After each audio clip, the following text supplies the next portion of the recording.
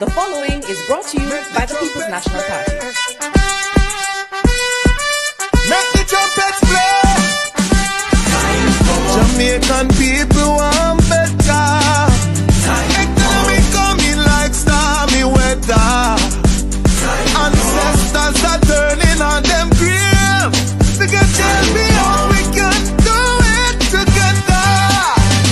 When we look at the future of precipice, we see Jamaica needs the vision of the PNP. People said the bag of promises, them can't carry go shop. And the crime rate getting higher, wonder when it does stop, comrades. Jamaican people want better. Economy coming like stormy weather. Ancestors are turning on them grave. We get champion. The proceeding was brought to you by the People's National Party. All right, my wonderful, beautiful people, my Jamaican brothers and sisters. Let me say this to you all. You notice that I have a smile on my face because of all the nights and all the days that I have spent here on social media. Tonight is my happiest night to come and talk to my brothers and sisters and to tell them that the wheel of justice is turning. Jamaica, let me say this. We are going to have melting pot in the space shortly. Of course, we'll be having Rattigan in the space shortly. And my wife will be joined me right in the next half an hour. So we are going to have the full team here.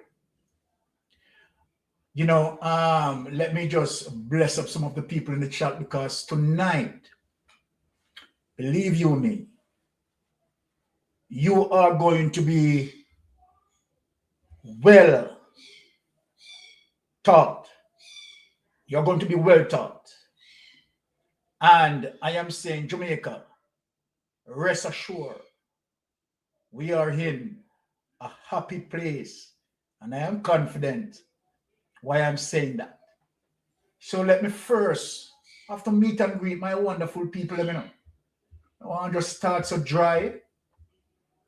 Right, Dorrit McCoy. Yes, the first person in the chat. Bless up yourself, Dorrit. Carla Banks, right? All my, wonderful peeps, Beverly, right? Audrey, Winifred, Patel Krushank, right? Rosa, right? Anne-Marie, Barbara, bless up herself, Cecile, right? Egla Fletcher, Ray, all right.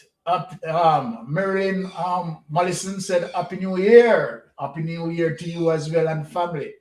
Happy New Year. Marilyn said, Happy New Year to Mystic Sensation. Thanks for your informative platform. You more than appreciated. You're welcome, my dear. Blessed Woman said, Art of Love, Mystic Sensation. Same to you and family. Right. Bloomy Coleman. Right. Good night, Mystic Sensation. Couldn't wait for this particular program. You guys were right all along. I'm telling you. We always, because we do our research and we are very experienced persons. Remember that we have our license to protect. We are certified investigator. Right. And of course, we are very much knowledgeable in the subject that we are going to discuss tonight as it relates to my criminal justice faculty, right? Now, Carla Banks, right? Miss Jamuptan, okay. Gloria Blygen, Joan, Obama Wolf, right? Raya, Elaine, right? Garfield, it's a lot of people coming in. So you know what? let me give an umbrella welcome to you all. An umbrella welcome to all the persons in the chat. Now, let me just tune you guys up before the rest of the team comes in. Right? We all heard what happened to as it relates to the update in the SSL situation, right? And let me tell you something. First, what I want to say to you all that all the charges, right, that meted out as it relates to all persons who have been charged are fraudulent charge. They're all fraud charges. All of them are fraud charges. We are well certified, right? It's our faculty, so we know that. All of the charges are fraudulent charges, number one. Now, let me tell you what we are dealing with. And let me say this categorically clear. This case is an extremely serious case. Let me repeat. This case is an extremely serious case. And let me say something that one is going to say, okay, he's not a lawyer, right? Why is he saying that? Now, let me just add melting pot. You know what, before I proceed, let me have melting pot meet and greet because we are confident tonight and we are in a happy place, right? Okay. Now, melting pot meet and greet. Yo, my son on the other side. So nice, man. So nice. Okay. All right. Well, greetings and blessing, my Talk up close into the mic. Give me some more volume. I want you solid tonight, you know. Oh, my son, no, yeah, hear me better. Yes, man. So you feel sound. Tonight, all right. Sound. Well, we don't know tonight or the night, you know. So me I say once again, people, greetings and blessings. This is Melting Pot alongside Mystic Sensation, and you know we're live tonight, you know. Tonight is a missile night. But me I say, yeah, man, because the way the thing said tonight, you know, me don't know how we and them are going to work this out.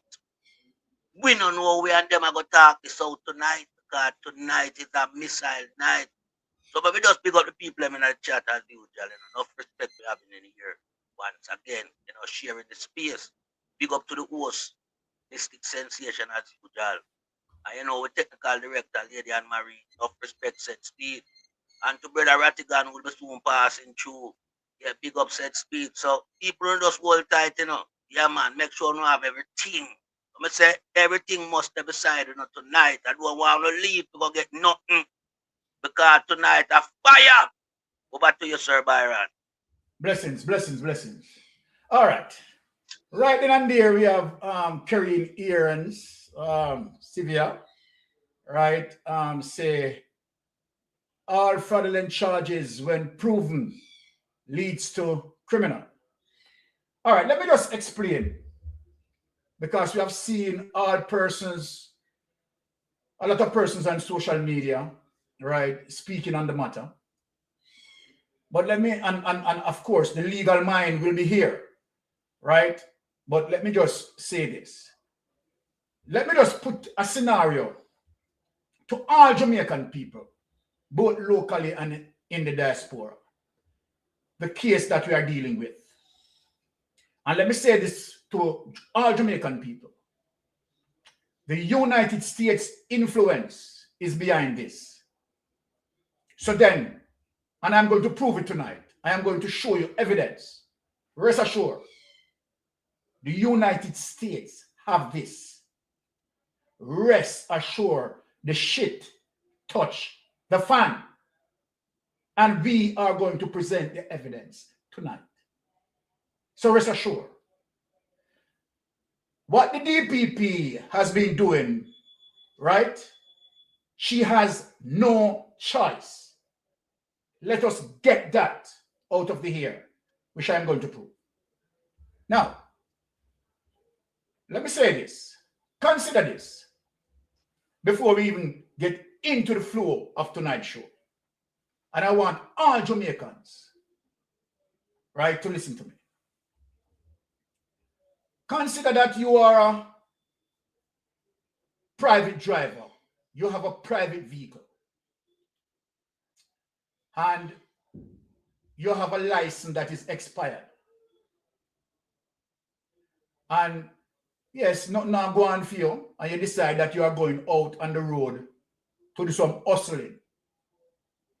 You're going to chance and run some taxi. Remember, you have an expired license. Remember, again, your vehicle has not been registered. I want to think of these things. Your vehicle has not been registered, right? You have no proper fitness. And so then you take a chance with that vehicle because you want to hustle some money. But while taking that chance, that vehicle crash and ending up kill 2 or 3 people. Now, when the police came on the scene and investigate, upon investigation, the police officers discovered that the driver of the motor vehicle doesn't have a license. His license expired. Number 2, the vehicle that the driver was driving has not been registered. Number 3, you have people died as a result of the accident. Let me ask Jamaica, locally and in the diaspora, listen to me. Which lawyer, whether KC, any letter that you want to use in the alphabet, that lawyer can go into court and get you off? I want people in the chat to answer me, and that's why I keep up carrying thing there. Fraudulent charge when proven. I want people into the chat to answer me that you have a driver that is license expired, his vehicle has not been registered, but yet he's carrying passengers that he's not authorized to do, and in so saying, that driver met an accident, and the result of the accident, 2 or 3 people died. Let me ask you, which lawyer can go into the court and get him off? Tell me, answer me in the chat. So when we speak over here, we don't speak rubbles through our mouth and guess. We are not guessing this. We know what we are saying. Now, having said that, this SSL case is worse. Listen to me, Jamaican people. Is worse than what the scenario I have provided to you. You hear me, Jamaica? Listen to me. These charges that applied, fraudulent charges that applied, worse than the scenario I provided to you. We are going to get into the program. Now, let me say this. The United States of America, representative of the United States, have been speaking to the Andrew Holness-led government as it relates to corruption. They have multiple dialogue with them. Let me show you some proof of that. Multiple dialogue with them.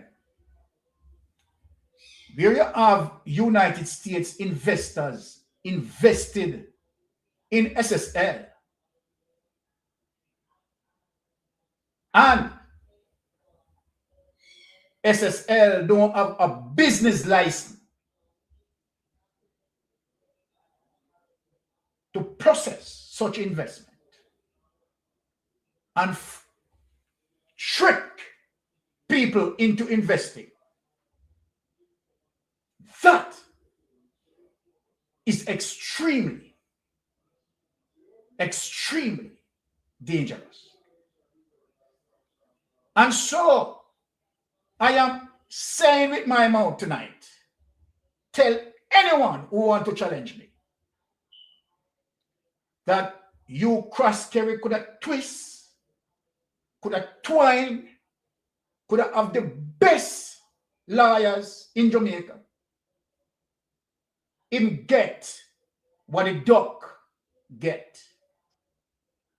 And we are going to prove it tonight. We are going to prove it tonight. We are confident in what we are saying.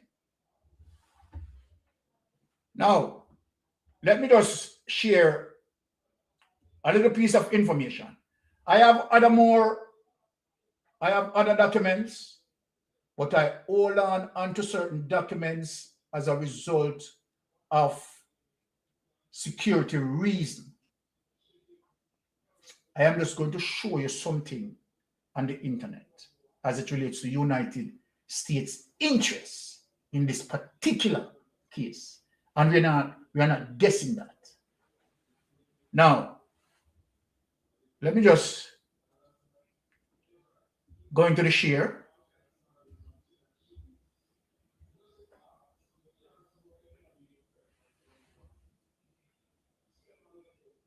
Okay. Let me just share a document with you people. Here it is. The US consistently encouraged transparency in Jamaica, particularly regarding investment regulations and governance, urging improvement in areas like anti-corruption and efficient bureaucracy, as seen in the US State Department reports that highlight Jamaica's effort to align with international standard like IFRS governance codes, but also note challenges with corruption and bureaucracy. While Jamaica has strong frameworks, the US pushes for greater openness, especially in public contracting and reducing graft to boost US investment and build stronger bilateral ties. Key areas of US focus on Jamaica transparency. Wanted to look at that. Key areas of US focus on Jamaica transparency. Investment climate. Investment climate. The US assesses Jamaica's commitment to transparent regulatory systems, fair privatization, and investor protection in its annual investment climate statement. Anti-corruption report highlight Jamaica legal framework works against corruption, but also call for better engagement. Hold on, let me just take away this document and go into finished off. Right, Brother Rattigan is here as well, and I am happy. Let me just do another share before I bring in Brother Rattigan. Tonight is very serious. Now, again, let me share this again also. Here it is. Public finance encourage is given for transparent budget disclosures and management of public debt. Jamaica has enacted laws like the Public Debt Management Act and adopted international standards. The government participates in public consultation for new regulations and publishes laws online. Initiatives like the Corporate Governance Code aim to improve practices in both public and private sectors. In essence, the US seeks a more transparent Jamaican environment to foster stronger economic and strategic partnership, even as it acknowledges Jamaica's ongoing reform efforts. Now, as I said, My Jamaican people, believe it. I have certain documents that I could just now show as it relates to serious issues of concern, but let me just hold it back for a while. Now, let me just bring up Brother Rattigan in this space. Brother Rattigan, meet and greet. Yes, good evening. Lord Byron, Lady Anne Marie, Blessings. and Carl Melting Pot, all of the loyal supporters and listeners. If it's Tuesday night, it's got to be. All right. It's got to be. It's got to be. Got to be. Here. Yes, sir. And I tell you, I was a bit under the weather, but and some people tell me to take a rest. Some of the Yes. people, well wishers, I tell them, say, no, not tonight. We can't take a rest tonight. Come on, you know, and just tough it out. So, Mystic, it's a pleasure. Ready, Blessings, we're ready to go. Ready to go. All right, cool. So where are we going from here? We are going to get into SSL situation, and we are going to ask some very serious questions and expose a lot of things tonight. So I want people to just bear with us, right? Because this is extremely serious. Now, let us get into what we want to show, right? Is that because we heard some people coming out, right, and want to try to mix up the People's National Party, right, as it relates to SSL. The People's National Party cannot be mixed up. No, no way. Can't. Because the People's National Party, right, strike the balance in terms of doing what ought to be done. And let me tell you and let me show you what, of course, the People's National Party had done. And so then, their hands are clean when it comes to SSL. Let me get into that. Now, look at this. We have some serious things that we are going to discuss tonight.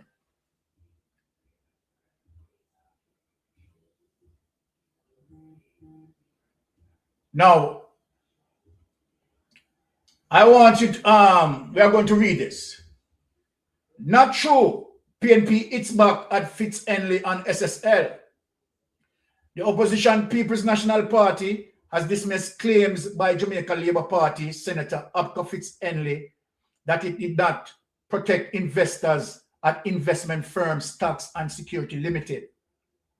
Fitz-Henley, speaking at a party rally, charged that the PNP failed investors. That's what Fitz-Henley claimed. What them not tell you that in 2013, when Peter Phillips was finance minister and the PNP was in control of this country, remember I am quoting Abka Fitz-Henley, the FSC Financial Service Commission warned them and tell that entity to suspend a critical part of their operation. And Peter Phillips and the PNP administration took no action to defend the investors of Jamaica in that entity, he asserted, where that is a callous lie. Callous lie. Now, let me show you. Hitting back, PNP spokesperson on finance, Julian Robinson, says his claims are false.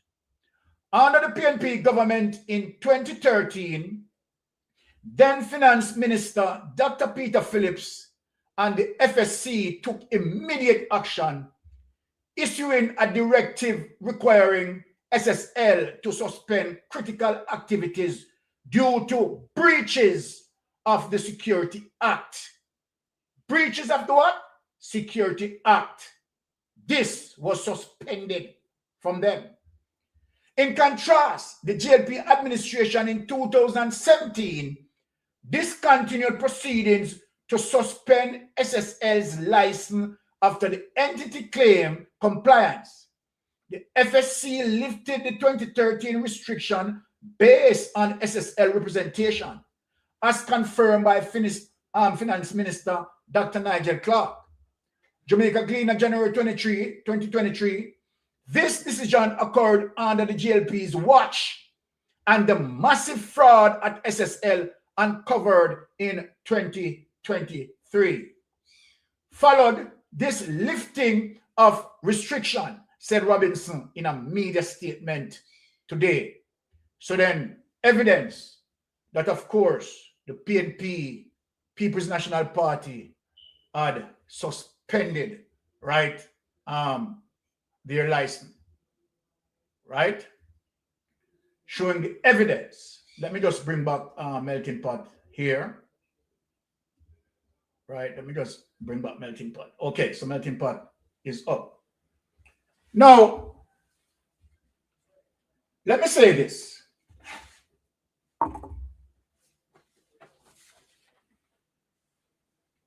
For people who don't understand, right now as we speak, as it relates to you, Cross-Kerry, and those in SSL, there are several civil lawsuits going on right now as I speak against them, also while the criminal proceeding is taking place. So if one asks, can the criminal proceeding and civil proceeding take place simultaneously? Yes, it can happen. Let me go to the proof.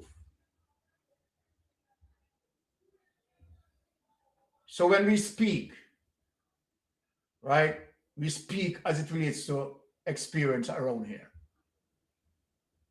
Now, let me share this so one can be well edified. Here it is. Let me, as a matter of fact, let me share it, let me expand it so you can read it, so one can be educated. Educated. Criminal and civil liability for the same incident, and these cases can proceed simultaneously.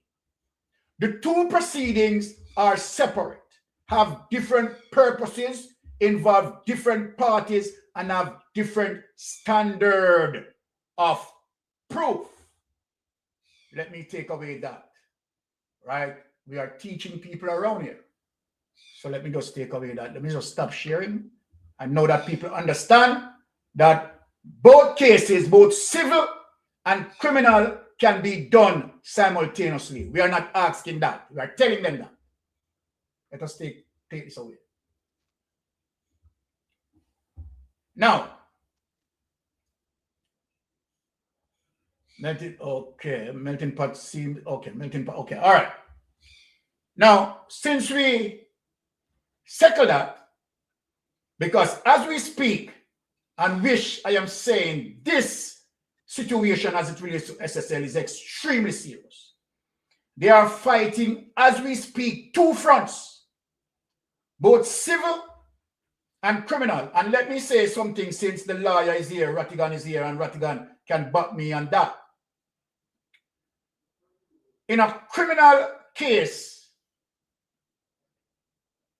you have what we call the burden of proof as it relates to whether you want to talk about criminal case or civil case. The burden of proof is important. In a criminal case, the burden of proof that you have to use is, particularly when it comes to indictable offense, right? The lawyer is here and I'm speaking. When it comes to indictable offense, it simply means you have to use beyond a reasonable doubt. And let me stress on this. Simply means that it's a harder threshold, right, to convict into a criminal case. Now, in a civil case, the burden of proof that is going to be used into a civil case is what we call the preponderance of guilt. Simply means that it takes a lesser threshold. So guess what? You can have someone criminally liable, put that person in case in the court, and you can lose that case. And you can bring that person, right, into a civil matter and win that case. Why is it so? Because the burden of proof that you utilize in the civil matter is less. So let me just bring in Ratty to speak a little bit on that, to confirm what I am saying, right? Because this is our field, our field. Now, yes, Ratty, just speak on those issues, so to make one understand that while you have a criminal trial, you can have a civil trial simultaneously, right? And speak on how the burden of proof being utilized as it relates to both cases. Tonight we are teaching people. All right. Yes, brother. Yeah, you can have them simultaneously. You can have one before the other, but generally speaking, they have the criminal case first. But there's no rule that prohibits you from having the civil case simultaneously. And there have been instances we have a civil case prior to the criminal case. Now, as far as the burden of proof is concerned, you're absolutely correct. For a criminal case, it's proof beyond a reasonable doubt, meaning that there is no doubt, because now you're talking about somebody's liberty. You're talking about putting people in prison. And so the burden is greater, much, much greater than the civil burden, which is, they call it preponderance of the evidence, meaning it's 51%. And what does that mean? It means it's more likely than not that the accused caused whatever it is you're claiming that they caused. Just 51%. The other one, it has to be unanimous. The jury, if it's a jury sitting there, it has to be unanimous. You can have 10 people. Let's say you have a jury of 12, you can have 10 say guilty and 2 say not guilty, and then the person is guilty. No. If they can't resolve it, it's a hung jury. They have to try the case over, just dismiss the case and forget about it. But the two different burdens, and in fact, it's possible to have somebody not guilty in a criminal case, and you sue them civilly and still look at the OJ case, for example. Exactly. And there are many cases like that where criminally in the criminal case, the person was found to be not guilty, and then they sue them civilly, wrongful death, for example, and then again, because of the burden of proof, it's just 51%. It's more likely than not that the person you're complaining about, that person caused the harm that you're complaining about, and that's it. All right. Thank you for that, Brother Ratty. Right. We are going to juggle in terms of, we said, we have the experience around here. Now, let me speak and go through the case as it relates to this SSL case. We are not asking if it is extremely serious. It is extremely serious and worse than the scenario that I had provided earlier. So for those who are thinking that, okay, all right, the justice system don't have any teeth, and they might get off. When we break it down tonight, you are going to see how high the mountain is. Let me tell Croskery this. You are climbing a mountain that higher than Blue Mountain, that measure more than 7,402 feet. You like how me sound, Ratty? Me, I make them know. You understand? When I ask them, really tell them, say, they are climbing a mountain that is higher than Blue Mountain, that measure more than 7,402 feet. All right, mystic sensation say that. Now, let us get into serious matter.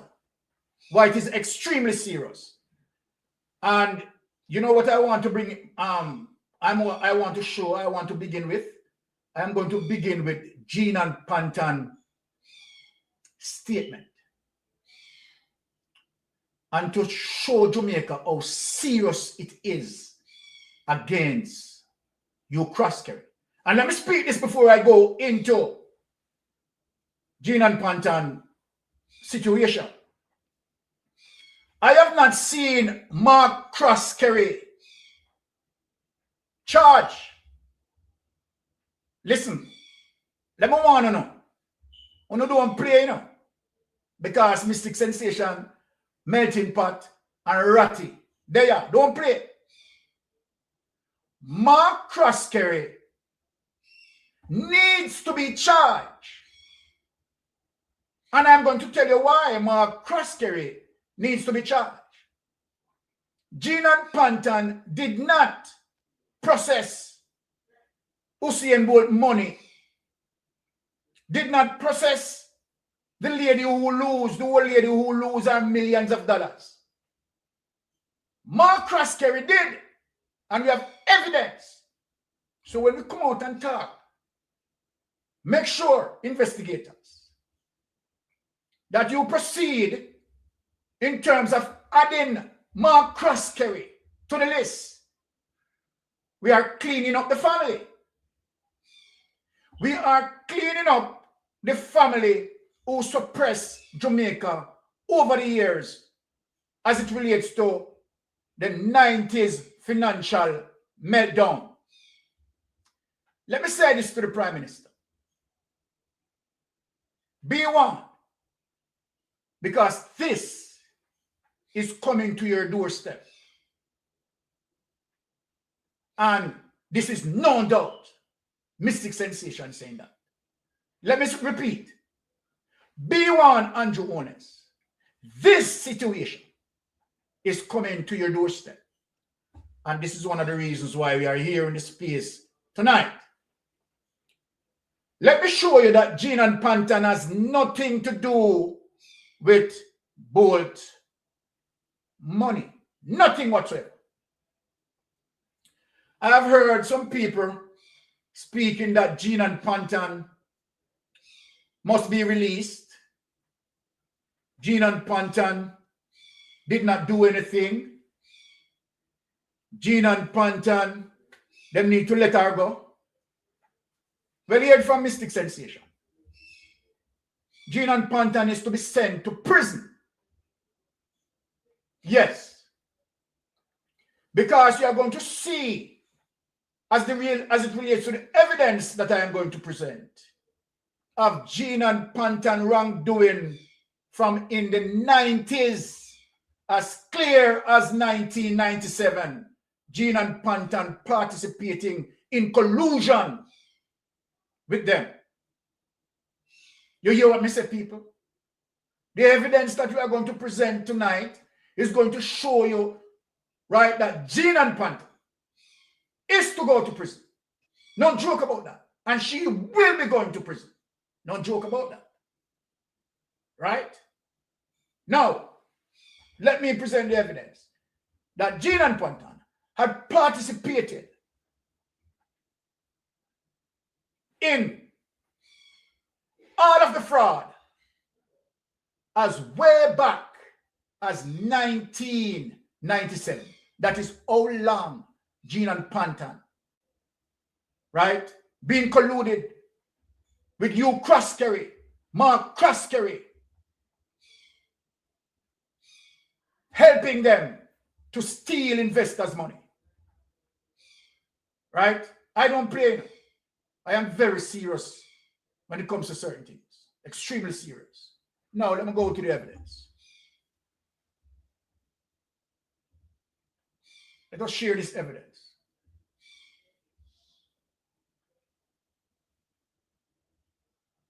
Now, here's the evidence. I hope I am making okay. Melting Pot, can you see it? Yes, it's up on the screen. You see it clear? Yeah, well clear. And Ratty, you can see it as well, right? Okay. So this is a portion of the statement. Hold on. Let me do the first part of the statement. Hold on, people. Let me do the first part of the statement. Let me just do the first part of the statement so we understand it fully. in terms of what I am sharing. Right?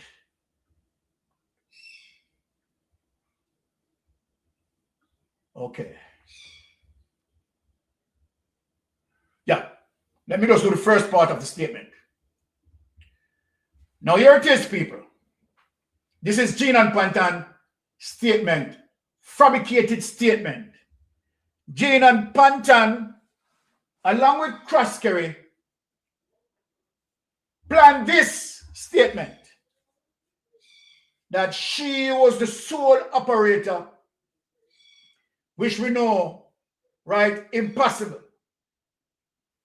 Now, the statement read, I, Gene and Pantan, voluntarily give this statement at 8 Lady Musgrove Road, Kingston 5, in the parish of St. Andrew, in the presence of my attorney at law, Tamika Harris, and will say as follows. 1. I reside at 7 Digen Art Close, Kingston 6, St. Andrew, and my address for the purposes of this statement is 19 Havenmead Drive, Kingston 19, St. Andrew.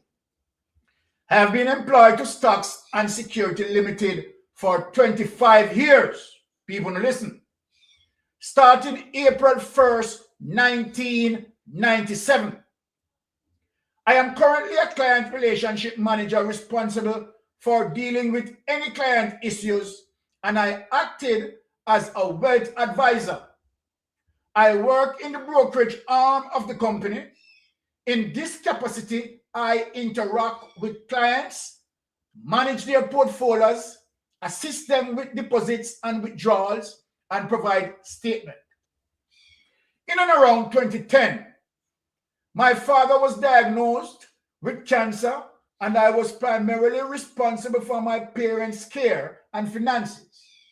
He had to go overseas for treatment, and he was not employed at the time. It was at this point I thought of borrowing from clients' accounts to cover my father's expenses. I had no idea how I would pay it back, but that was my solution at the time. Approximately 3 years after, he passed away, and I also had to assist with the funeral expenses. I also borrowed from the client accounts to cover the funeral expenses. My brother also attempted to kill my mother and was committed to a home, and I cover his expenses. This is what Gene and Pantan taking as according to our taking the people, investors' money doing. My financial burden increased during the COVID-19 pandemic, and income from SSL decreased. I was unable to repay the funds and continue to take funds for various purposes. I use various mechanisms to take money from clients. For example, I would edit a customer's email in an email thread, and this email would provide consent to sell their shares and disburse the payment to the respective bearer. Now, when I see all of this, and you see how Gene and Pantan sat down with you Croskery and concocted something like this, goes to the evil of Gene and Pantan. I would make a request to the asset management team for approval of the sale. The accounting team would then approve and make the payment. Once the shares are sold, I would request a check for the funds to be paid to one of our 4 bearers. The names of the bearers are Delano Cook, Wesley Williams, Norman Taylor, and Tanya Tallowell. These bearers were independent of Stocks and Securities Limited. The bearers would be issued the checks by SSL and would visit the bank to collect the funds. The funds would be delivered to me. There were circumstances where clients would legitimately make requests for funds, and I would put through a request to the accounting team for a larger sum than what was requested. When the funds were delivered to me by the bearer, I would keep the difference. In other cases, I would create an email request from the client that was not actually written by the client and keep the entire sum that was requested. Some of the clients I took money from would request their funds or a portion thereof, and I would take money from other client accounts in order to repay those clients. Now, let me take this away, right? Let me just stop share, take this away, right? And go to the number 2 of that document.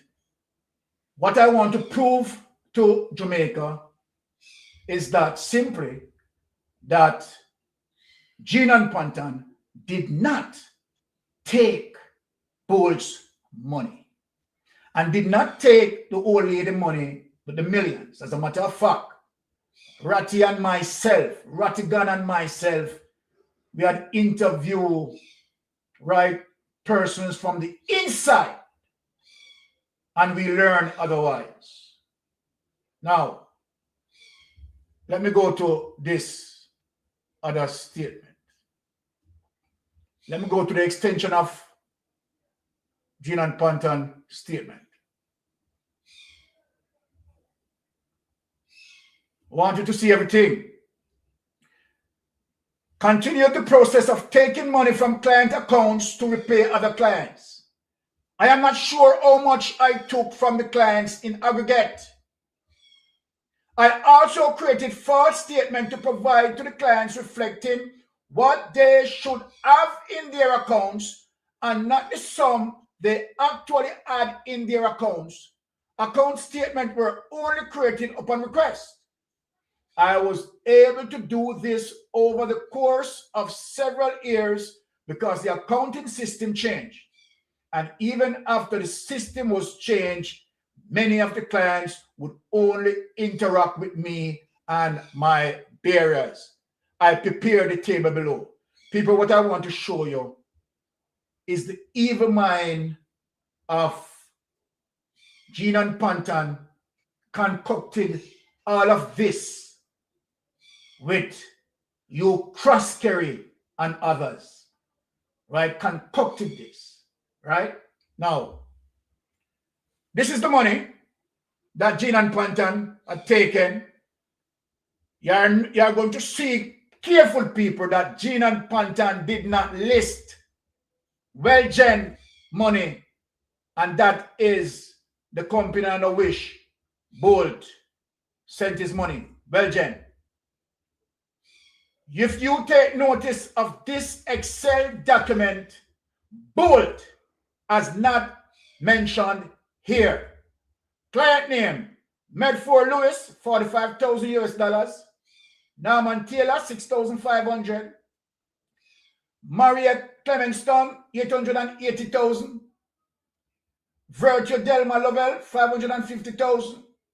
Maureen Minot, I'm not even going to go through. I'm going to go through the name that Bolt has not listed here. Delena Cook, Maxine Welch, John Howard, Janet Howard, Roy DeCosta, Kenneth Shai, Norman Peart, Althea Downey, Kathleen Robertson, Harold Rajaram, Christopher Ramdang, and Cyril Chung. And there she signed off. Gene and Pantan is telling us, Jamaica, that she knows nothing about Bolt's money. Evidence number 1. Let me take this away. Right? Now, we are going to show you how it gets very serious for those who have been charged. Because Gene and Pantan went back on his caution statement. Simple means now, Gene and Pantan is basically giving now evidence against, of course, the cross carry and those who involved. Read my lips, people. Gina Panta is now solidly giving evidence against them. Now let us go to the withdrawal of what Gina Pantan had done. Evidence.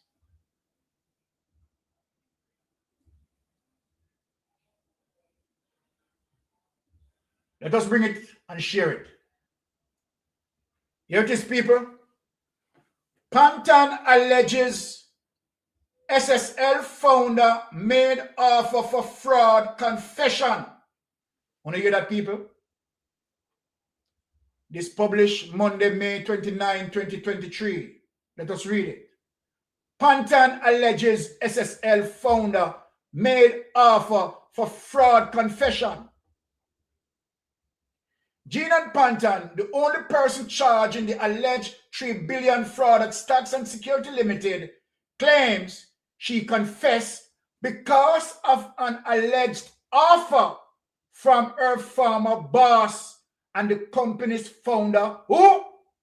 You Crosscarry. Who indulged her? You Crosscarry. Who bribed her into doing what she had done as it relates to the caution statement? You Crosscarry. The former client relationship manager made the claim in her defense in a lawsuit brought against her and 9 others by Gene Ford and investors. Evidence that while the criminal charge is now proceeding, evidence that lawsuit is currently going on, actively going on as we speak. Crosscarry is the third defendant. In trepidation, the second defendant, Pantan, says that the background of the alleged confession was premised on an offer made by the third defendant, Crosscarry, on behalf of the first defendant, SSL. The said offer was an inducement and the statement would not have been made otherwise, she said in the document filed in the Supreme Court on May 25th. She continued, the second defendant, Pantan, therefore puts the claimant to strictly prove the validity of the alleged confession statement and allegations according to law. Details of the so-called offer were not outlined. Now, Crosscarry attorney King Counsel Peter Champagny said Pantan's latest allegation does not accord with my instructions from Crosscarry. Crosscarry can't say anything what I'm off to say, you understand? But detailed investigation is going to prove, right, and of course align with what Pantan is saying, because guess what? To move any money from SSL, it carry dual checks and balance system. And based on the person that Ratty and I interviewed, right, it has to utilize 3 signatures. So whatever Crosscarry want to say, he can chop anything I want to say, right? I would not want to venture into a discourse concerning what it is that Pantan is alleged to have said. Her matter is best before the court and it is best dealt with in the court, he told the Gleaner. Let us stop share this and take this away. Now, we have more serious case to go through, but I have to give the panel a break so that the panel can talk to, right? And of course, we are going to remember we don't touch the recent happenings yet, you know. You understand? We just have to build the background. Because when we touch that, trust me, when we say trouble there. When we touch that, hurricane, earthquake when we touch that. Now, let me just bring in Melting Pot. And Melting Pot, we want to just deal specifically as it relates to, what we had presented, because we have a lot to go through tonight. We don't want you lead me on any subject that we are going to mention. We want to just speak specifically to Jean and Pantan, to the fact that she had given a confession and then take back the confession and is now, right? I mean, the prosecution team is using that, right, in terms of investigation that being done and information being collected. So, Melting Pot. Yeah, my take on the whole situation involving Jean and Pantan, that she was presented with a confession. I don't think that confession really come from Jean and Pantan in terms of where she going with. See if we can talk up some more. Melting Pot. Yeah, volume. Yeah, I say when I look on the summary table, right? Yes. The amount of money in a US and local currency, yeah? Jean and Pantan can't move the money there in a Byron. It was presented with that summary table there. Let them use an implicator. And the young party never fit Jean and Pantan is about our father's cancer thing. And maybe them know about that. You understand? It's a fictitious thing that we are looking at, Exactly. Yeah, because we have an understanding of that. Everybody, Ratty as well. Just look for how she have the table listed. She would have to write down everything from way back from when she had them things that where she's claimed. Yeah? Kind of like it's a 1 year period, So, she wouldn't have it set out like that. You understand? The boy, them just trap her. And that's why them beat her with that and tell her it's a book back, And call them promise her a thing in a piece of food. Because she's around them long time. I know so them skill like that. So I trap her with that, She couldn't have that summary table to tell you how much you have from them people, at least people, and the exact amount of money. Just look how the summary table set out, man. Yeah, but she an idiot to implicate herself, yeah? Because when people licky and not deal with the thing from the reality side of things. She should have known it's a big piece of scandal that, and she don't want to be a part of it. Take away herself. But she got itch up herself in it and make them bribe her. Yeah, and sink her. Yeah, because how she alone get charged from the time and she alone everything a fall on pan. When we know she alone can't deal with nothing because they say we know say take 3 signature, And them signature there in the bank. So regardless she talk about she use 4 bearers and she will send them out and book back. She does do something on behalf of them to free them, but it backfire upon her because this case is bigger than Jean and Pantan and the whole of them around there. Yeah, you crash grand the whole of them. Remember this thing here, the underground mafia thing them are running up. You understand? Without qualification and certification, So the whole thing I go stay like this, Sir Byron. Yes. And Brother Ratty, the whole thing I go stay like this so you see it present itself. Yeah? No teeth, not have everything set out like that, but we are looking on a summary table there. We tell you how much them take from Tom and the people them name and in a US and in a local. Come on, what she do with them money there? Oh, she not have nothing. Oh, she not have nothing. Right now, our people are work on behalf of her. If you get lawyer for her in her defense, she not have nothing. It's a broke woman. Yes. It's a broke woman, Jean and Pantan up. She broke. Jungle work amongst them use her as come around long time. But she did, she have little head space and thing. And, as a trusted ally coming back from the 90s, them keep her on. But when she find herself in her, she should need that, As a woman, she should have a caring side of her, I know so well that them thing are wrong. I mean, I get involved. But she chose to get involved because money was put on the table. She was bribed. And she was coerced in signing to that statement. I don't fear her own that. We know that from a long time. But she does sink herself because she's a participant. And them saying that you participate in a wrong, you end up in a shit pit. That's where she end up. I yield back the floor. All right, thank you. Of course, Brother Ratty, what is your take on the matter? Well, I'm just waiting for you to get to the more recent thing. Several people asked me and said to me, hey, can I make any comment? And I said to them, listen, tune in to Mystic on Tuesday because I said lots of people talk about the SSL thing, but I said I find that Mystic is one of the people that have a history of it. History meaning that he knows the history of it, and so when you listen to him, it's easy to follow because him not jump all over the place, and that's exactly what you've done tonight when you say, well, you'll start from.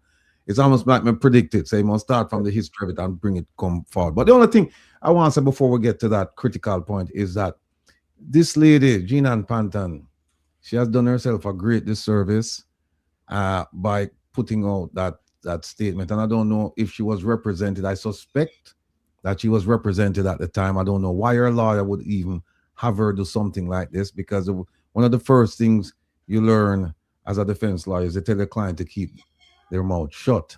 You don't say anything. You know, you let the government or the crown, let them produce whatever they want to produce. And if you have to make a statement, you can make it later on, depending on what they come up with.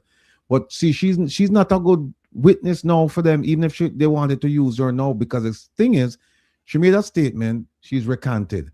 Is she going to make a second statement? And if she doesn't make a second statement and they use her at trial, they're going to murder her. They're going to kill. Well, I shouldn't use that word. They're going to destroy her on the stand. They're going to destroy her because they're going to say, "Are you lying now or were you lying then?" Because you've made this statement, and it's a very involved statement. It's not like a statement where they stop you and they ask you some questions and you just give some answers off the top of your head. This is a very considered statement. She sat down and drafted this. So if she's no, I can see where Krosky goes, this woman is lying. You know, I never tell her anything like that. And so her credibility right now is at zero. And the sad part about this, hold on, Ratty. Let me remind you that a skillful lawyer, right, might be asking Gina and Panton as it relates to the inner workings of SSL. Because what that lawyer wants, right, is the inner working of SSL. In terms of asking Gina and Panton, one of the questions that might be would ask of Gina and Panton, right, was SSL conducting audit? Who are those persons who have done audit, right, to show the carelessness, right, that been happening internally. So I think Gina and Panton understand, right, could serve as some benefit, right, to the prosecution team in terms of asking about the inner workings of SSL, where she can provide. The thing about that is we'd have to find out what exactly was her role, what was her responsibility, because because if I'm representing her, I would tell her, don't go down that path. If you had nothing to do with it, don't venture an opinion, because you already get a statement that you recanted already, and now you're coming and you're talking about the inner workings. And if they find out that, well, she was not in that section, she was not in that division, and so she's saying based on convention or based on what somebody told her, you know, she wasn't if she wasn't directly involved in it, she going to have some problems. But you're right, if she was involved in it directly, then she can speak to that. But the part about where she's talking about the involvement of the other people and all that, and then she recanted, that it's going to be problematic. But there are ways to get around that. There are many ways to get around that. And I'm sure that the crown, the prosecution people are watching the program tonight, because I'm going to get some notes. You know, they're going to take some notes. All right. Okay. Blessings, Brother Ratty, for that. So people, we are going into now, we are going to get into the update, right, as it relates to SSL, and it is extremely serious. And we are going to touch it and show Jamaica how serious it is, right? Now, let us get some background on people as it relates to this clip that I'm going to show, right, for the source, right? People can go over to his channel and endorse him, because, you know, I think that he covers quite well and he has some experience, and that is one of the reasons why I'm using that clip. So, you know, people need to, you understand, at least bless him up as well. Now, let me do the sharing.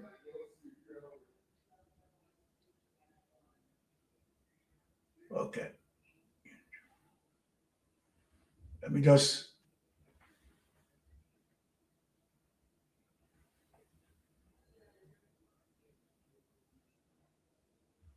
All right, just give me a little thing there. All right, let me just get into this document.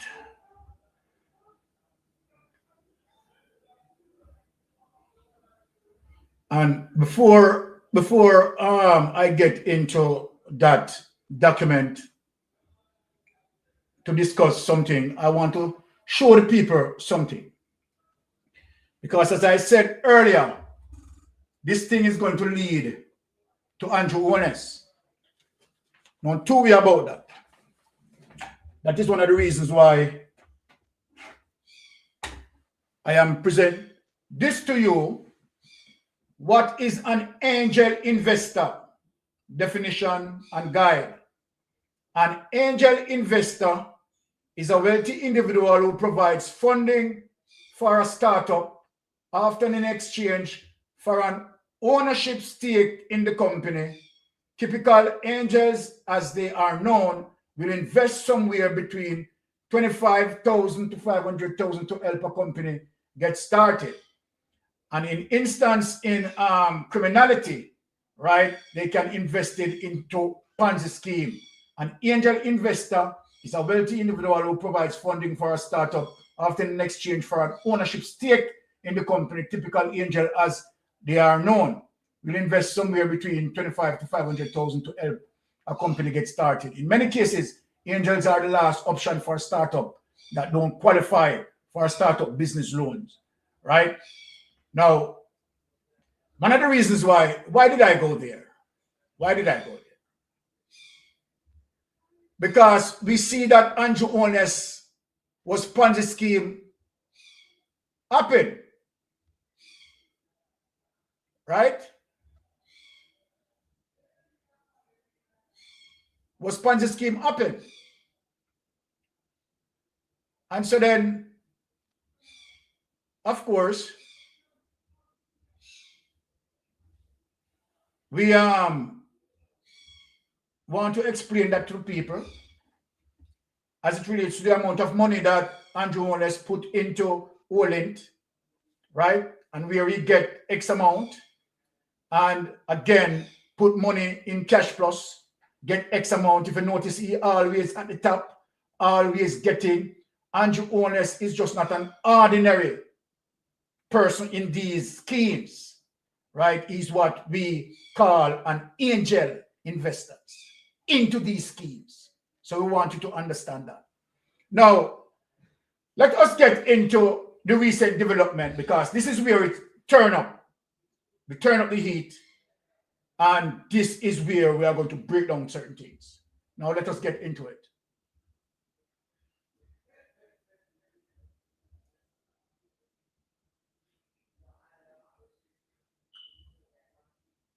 And as I said, people, you know, we want for you to go over and endorse this person, right? Subscribe to his channel and so forth, right? Give him some love.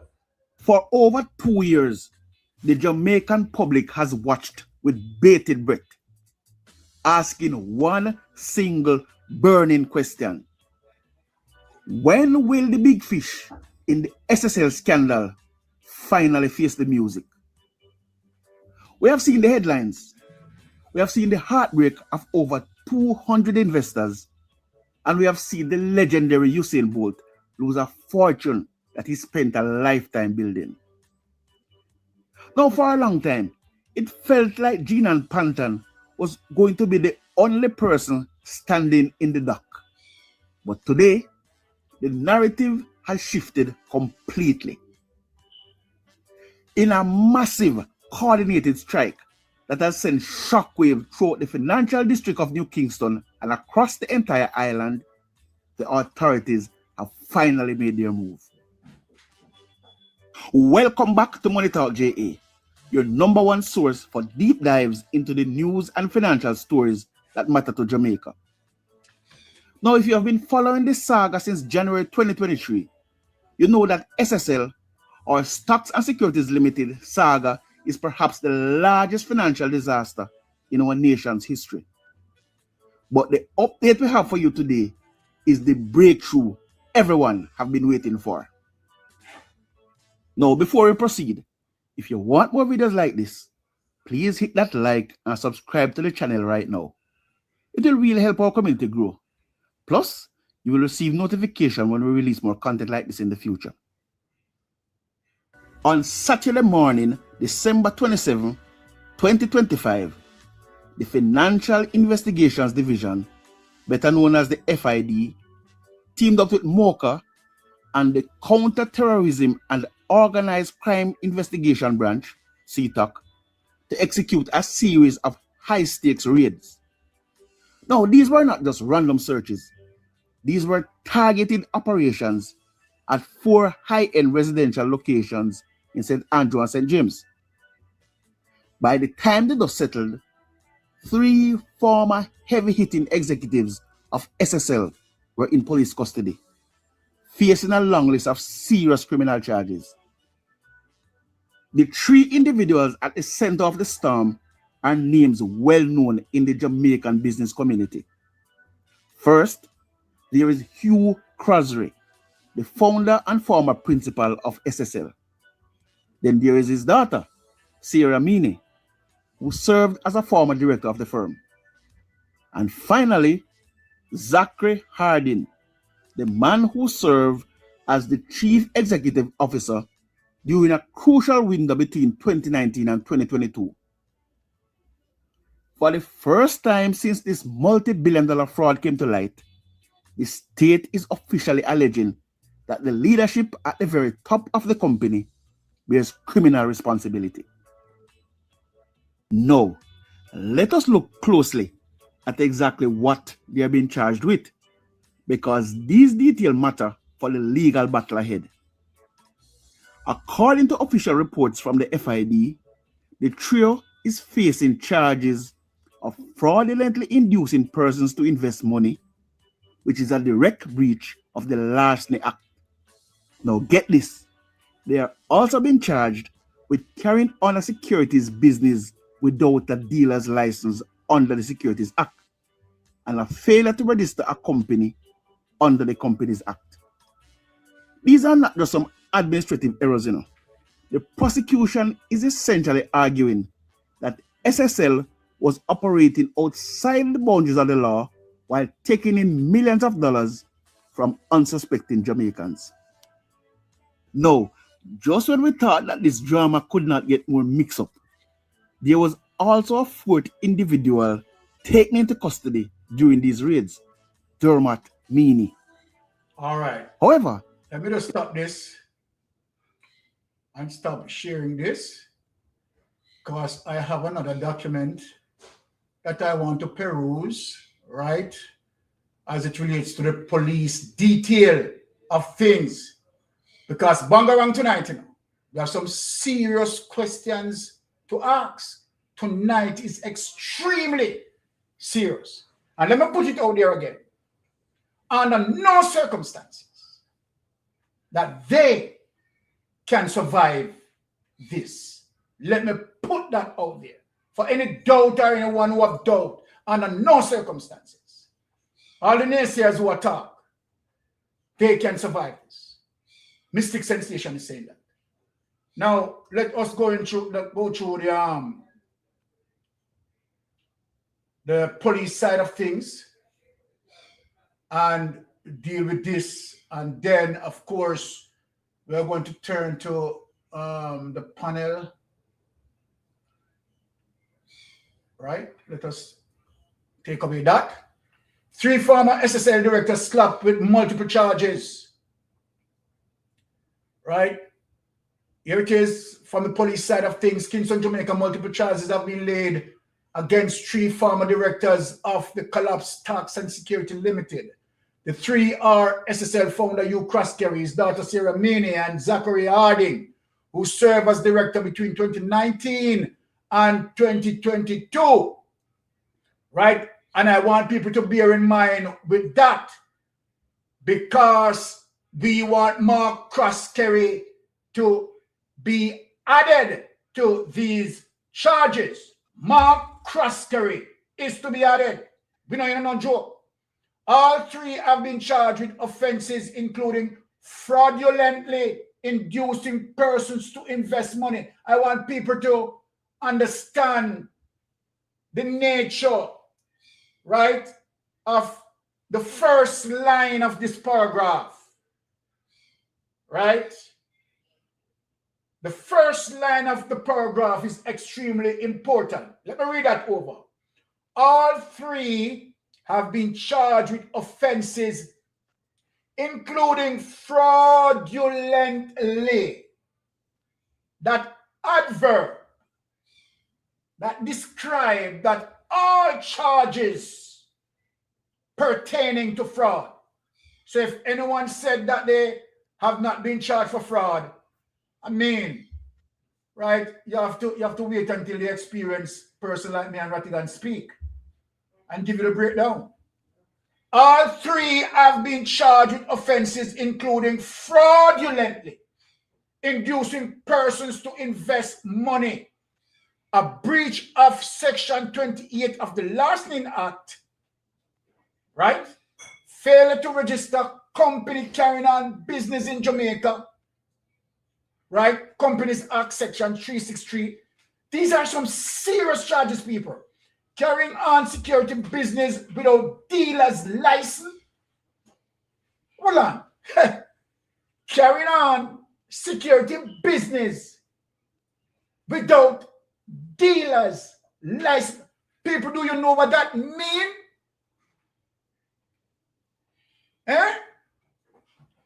To be doing trading, right? As it relates to securities, right? And where you have American investors who invest their money, and of course, Canadian investors invest their money, and other country investors who invest their money. And you don't have a dealer's license? Do you know what that means? People, for who running and reading all of these things and don't understand these charges, these are some extremely serious charges. So the only thing I am telling Jamaican people, I want to make sure so you pay attention on the seaside and make sure so you no see you cross carry. They're going on boat, they go anywhere. Make sure you know watch if I go through the port because them claims that him hand over him travel documents. You know. These charges, Mystic Sensation, you understand, is saying to you there are serious charges. Now, and breach of Section 22A of Banking Service Act. Croskery was granted bail in the amount of $1 million and is expected to appear in court on January 26, 2026. I don't watch the bail as it relates to $1 million. You know, so I show him big and him a friend. And where he had gotten bail, where he's not supposed to get bail, station bail for these charges. But that is a different matter which part. I don't have no time for push on that because that is the least of our thing that we are going to discuss tonight. Let me just take this away, right? And let me ask some very serious question now. And I want Jamaica listen to the questions that I'm going to ask. Let me stop share this and go to the panel because we don't play around us. All right? You let me go to the panel. Ratty, set up yourself because may I ask you these questions. Me set up. And when we ask some question, we want mainstream media to carry it on. And we're going to show Jamaica how serious this thing is. Let us get into the charges. Carrying on a security business without a dealer's license. Failure to register a company under the Companies Act. Now the question I'm going to ask you, Ratty. In 2017, and I want people to listen to me tonight. In 2017, when the FSC audited SSL, how were they able to audit SSL and did not discover that SSL doesn't have a security dealer's license? One. How were they able to audit at SSL and did not discover, right, that they have not been registered under the Companies Act? How could that done? And not only that, what Jamaica, the next question that I'm going to ask, how was SSL was able to venture on the Jamaica Stock Exchange without having a security dealer's license and didn't register? Brother Ratty, come into the space. These are some serious questions. Bring up Brother Ratty. Yeah. You understand the questions that me ask, Ratty? Yeah. Have we seen any of the annual reports done by FSC? Do we have any of those? Because my recollection is that at one point they sanctioned SSL and they notified the Ministry of Ministry of Finance. This wasn't 2017 though. This was later. So your question, let me see if I understand. Your question goes back to 2017. Yes, and onward up until they they collapse up until the okay. collapse. I don't know what happened in 2017, but I know a few years ago they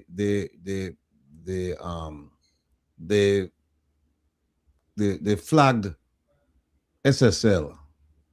They raised the alarm and they sent a report. If you recall, they sent a report over to the Ministry of Finance, to our then world-class Minister of Finance, Dr. Nigel Clark. And they said they sent it to him by courier and by email. Yes. And he said he couldn't find it. Didn't say it wasn't received, say he couldn't find it. And then after a search one weekend, he said he found it in a cabinet. And in that report, they were calling SSL. They were calling out SSL.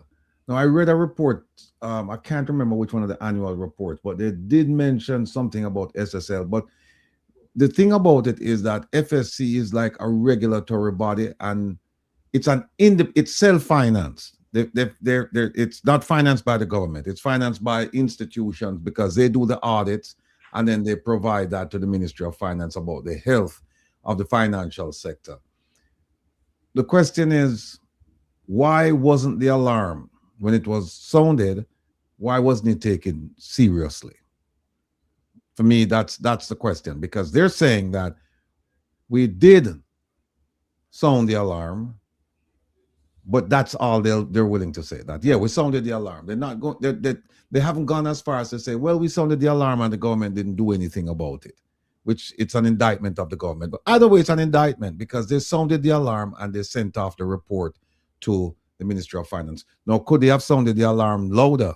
Yes, they could have sounded the alarm louder, and which begs the question: why didn't they? Why didn't they? All right. And go ahead. Right. Let me just play a little thing here. Sure. Put yourself in Ukraskerry shoes. You don't have a security business license, and your company don't register. and you fraudulently induce over 200 persons to invest with you, what would be your defense in court? I'm just playing the devil's advocate here. What would be your defense in court? Well, without knowing more facts, just off the top of my head, Just off the top of the head. Yeah. My defense was that I was allowed to continue doing business because nobody stopped me. And they knew.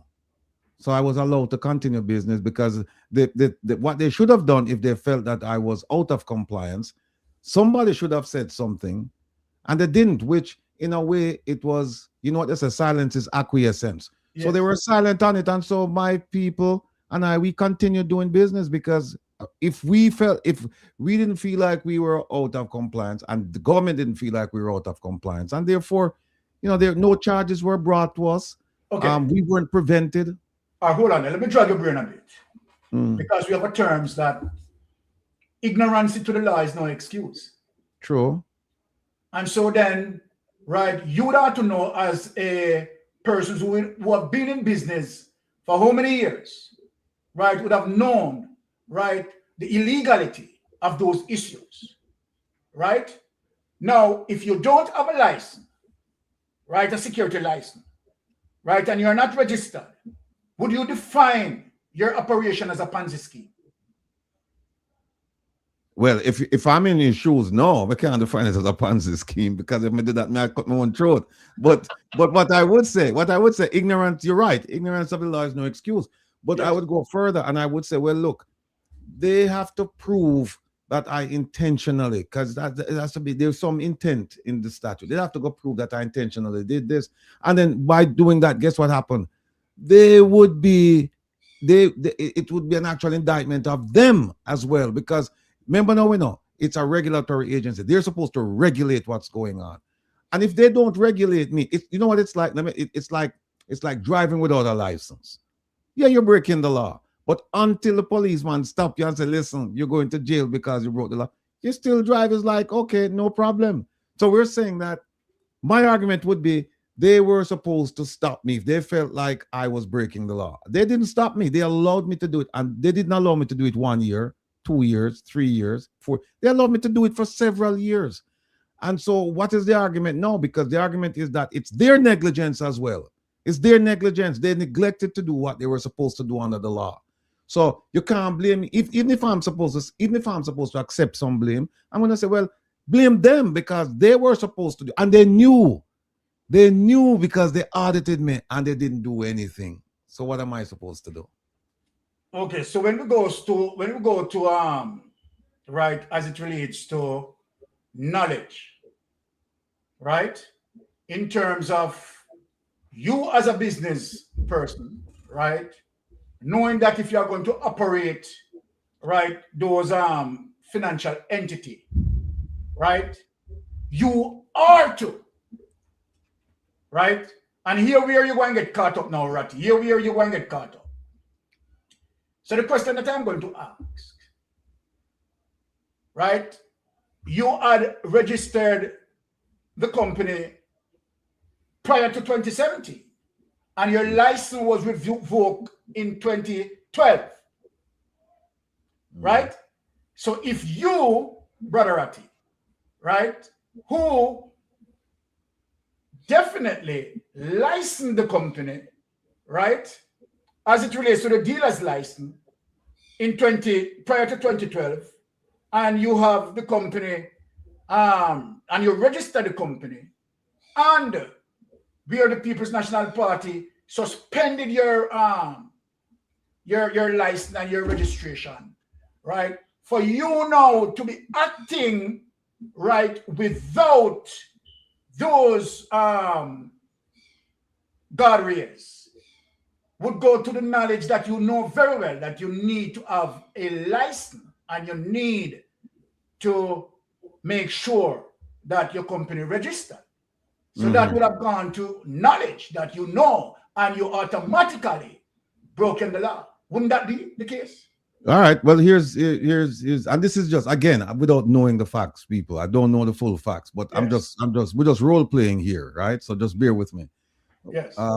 One of the arguments I would would advance is that, you know what, we submitted the paperwork and we don't know what happened to it. We submitted the paperwork, just like how the FSC said they submitted paperwork to the Minister of Finance and him couldn't find it. You know, we submitted the paperwork, so it's for them to go find our paperwork. Okay, all right. So Ratty, I mean, if I'm applying for a firearm license and I submitted my firearm, I submitted all documents in process, right? And I don't get any response, right?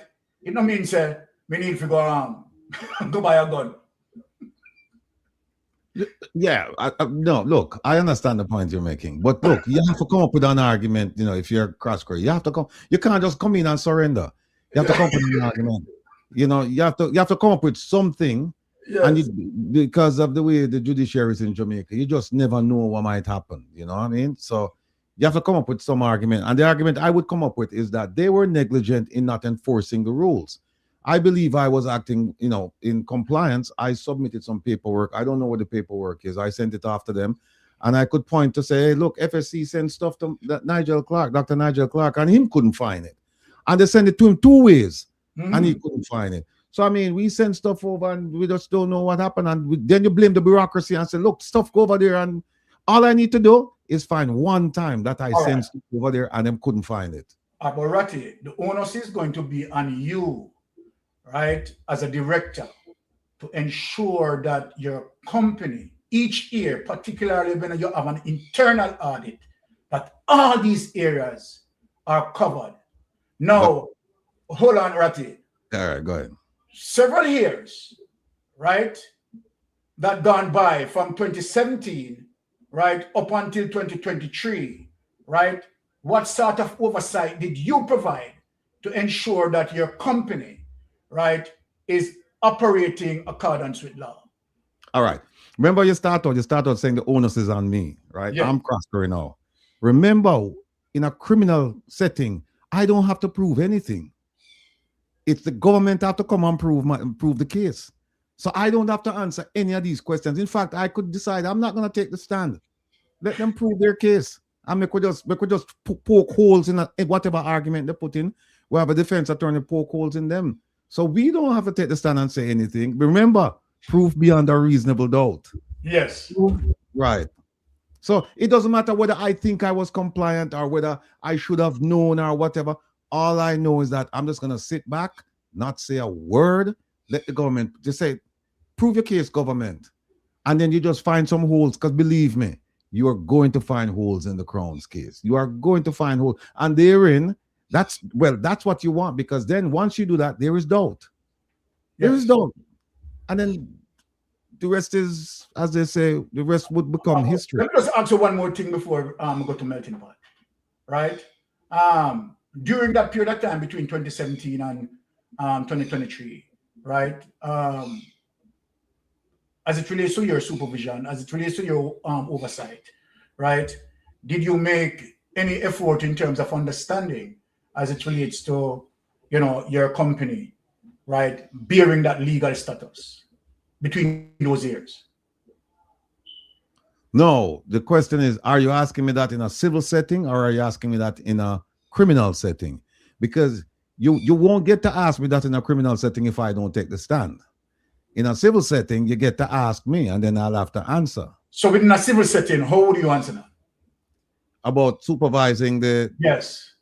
Yeah. Well, the way I'd answer that is that, look, we have levels of management and supervision in the company. Because remember now, you want them hold the company. I would want them hold the company liable, not me, right?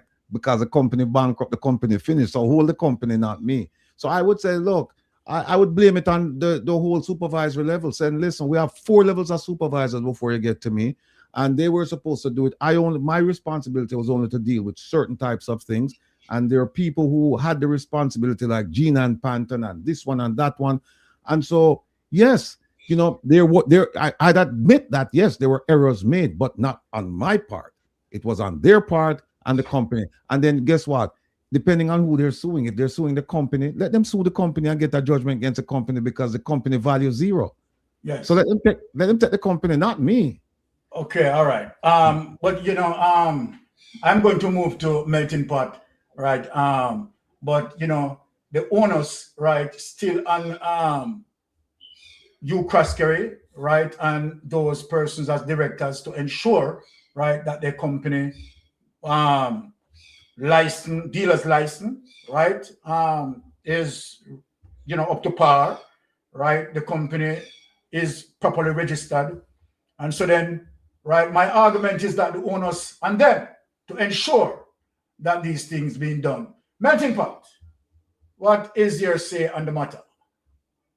My take on the matter is that no matter what you crash to and come with and him associate, them can't get out of this. Yeah? Exactly. So even if him try to say, well then boy, I'm submit this and submit that and for them fault, not this.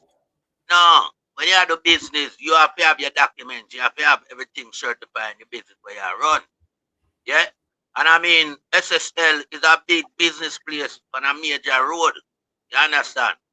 Everybody know about it. So how it operate underworld? It operate underworld because who involved the top players, them, they are underworld mafias and they are part of the government. That's why it was allowed to operate that way.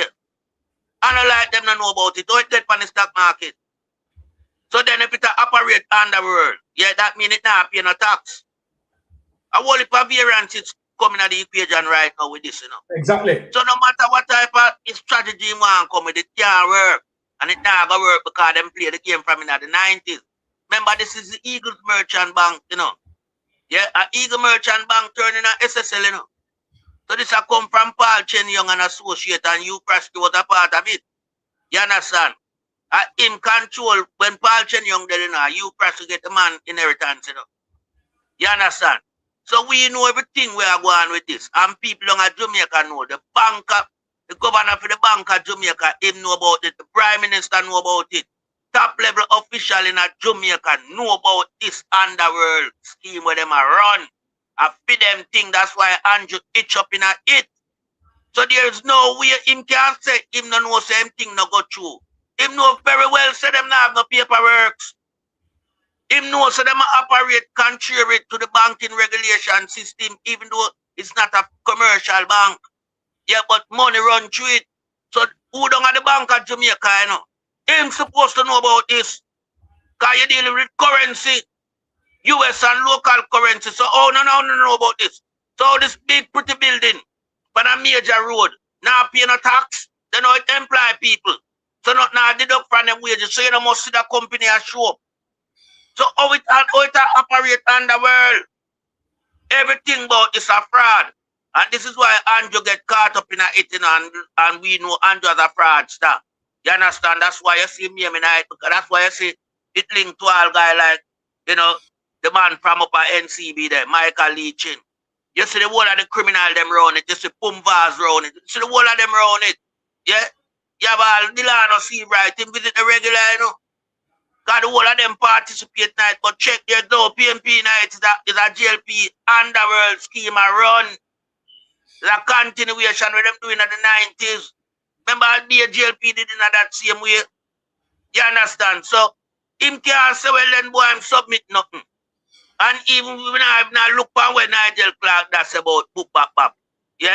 Because Nigel Clark allied with them, at them construct Nigel Clark, into that person, Yeah, you can't say Nigel Clark come from a different background, but get caught up amongst the wrong people, them. So them trade him to be a liar and a deceiver and a corrupter as well. And him get big posts. You understand? Finance minister, member of parliament, all these things. Remember money run for Nigel Clark seat, The whole of them play them thing out, Them play it out. You understand? So we know everything we are going in the country. Yeah, so this guy a Craskery. Him not have nothing to come to him aid of defense. Yeah, because a long time I do this thing. Yeah, you saw them try to draw Gene and Pantan in it. Gene and Pantan is just a lunatic. Lunatic to them guy, yeah. You understand? Because true, she knows that the guy protected by Andrew and the government. She just feel like anything Craskery tell her to have a word. Because she know the power there and the weight where they behind Craskery, That's why she do what she do. When you see the summer table, they crash them gear that beside. They want to drop in the thing about our father and cancer. We don't even know if not go so. Because we have see medical evidence to prove that our father did go through that. And all these things. We don't believe nothing in that thing that we them put out where she signed to. Yeah? Guy been notice, you know, you saw quick she come up with that. Eh? Well, nobody never had a look for she, you know.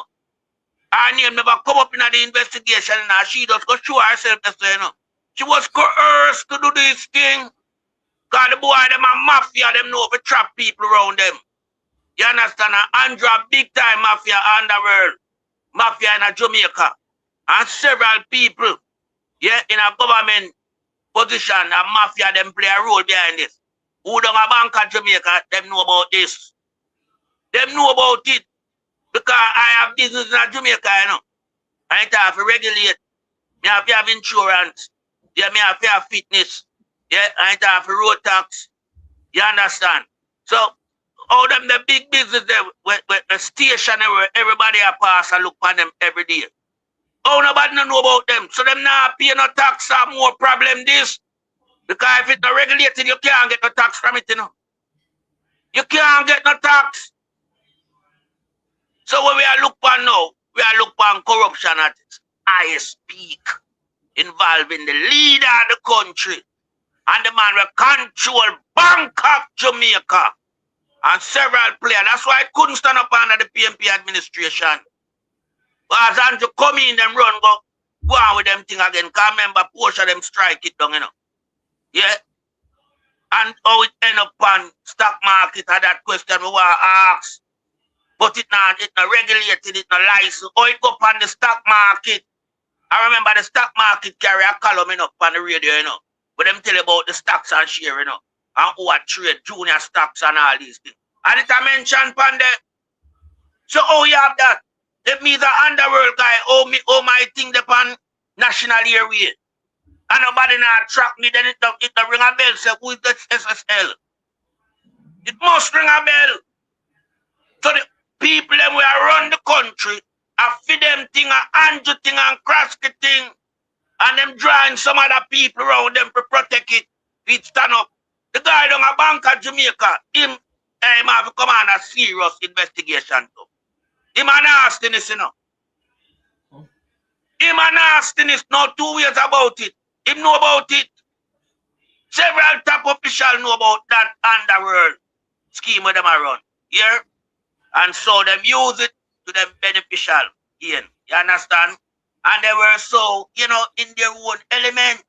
I read this corrupted money, this criminal activity money. All of them nice. Remember the lady will lose her 60 million, you know. The guy just pocket that, you know. Crash the pocket that. Him and him son. And make a hula baloo about the money when it come in. Bold money I see him with hula baloo. You understand? Big chump drop in.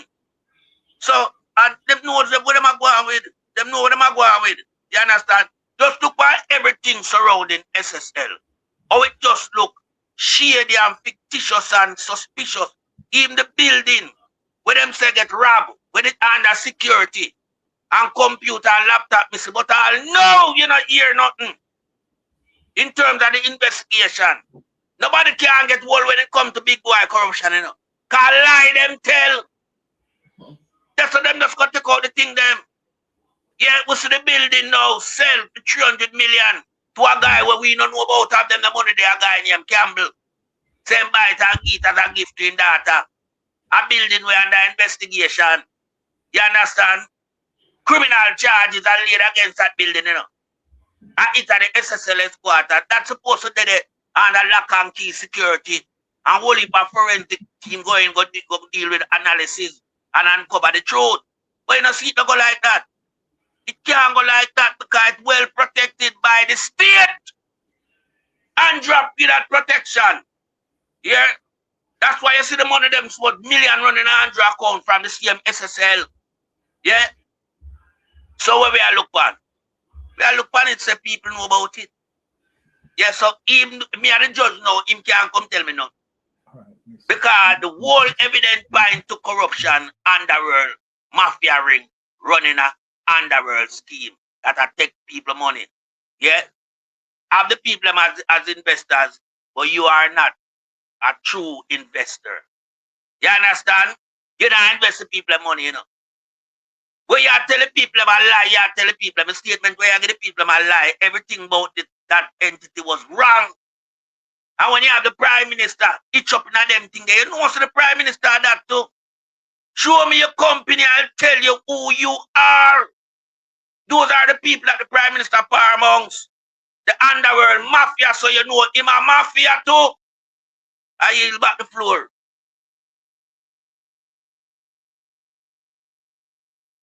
Wonderful, wonderful melting pot. And I have to say, right, that I do agree. And I'm taking the side. Sorry, brother Ratigan. I know it go, but I am taking the side of melting pot. You know? You understand? I give melting pot.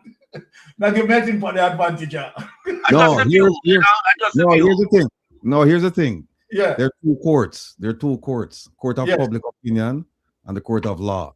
All right. What I'm saying to you, what I'm saying to you is that when Melting Pot says sounds fine, but you have to prove it in a court. Exactly. And him already make the argument, Melting Pot make the argument why it would have failed in a court. Because Melting Pot just make the argument that the evidence is tainted or stolen.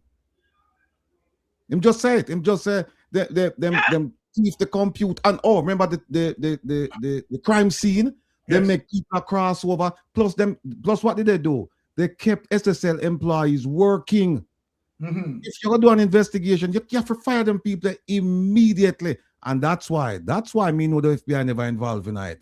Because the FBI would immediately quarantine the whole thing. They would have said them people can't stay here, and they would move the evidence. They would process the crime scene, document the processing of it, and then move the equipment to a secure location. All right. They won't leave nothing there. So this the evidence. But we'll get to that because there's something I want to share with you when we get there. All right. Yeah. No, put me up there. Okay. So for persons who believe that just based on what he just said, right, that evidence, right, destroyed and so forth and so forth. What we are to be mindful of that this evidence, right, what we are talking about digital footprint. Right? So even if they mash up the computer, grind it up, right, and all of that, right, they have ways and means as it relates to digital footprint, you understand, to track. You understand? That goes to the main server, right, and which they can retrieve them information. So no matter if they mash it up, crush it up, right, digital footprint is there for that. So let me put that in.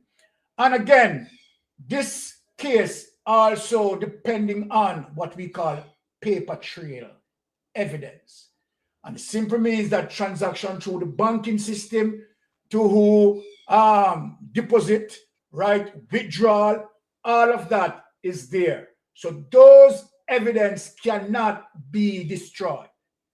Point blank. Cannot be destroyed. Now, let us get into this situation. Now, Ratty, this is where we are stepped, right? As it relates to Andrew Owners. And we are going to now connect the dots. Yes, we are going to connect the dots as it relates to Andrew Owners, right? With the whole thing, we are going to connect the dots because this is extremely serious enough. And as I said, that this investigation is going to go straight to Andrew Owners. Now, let us go to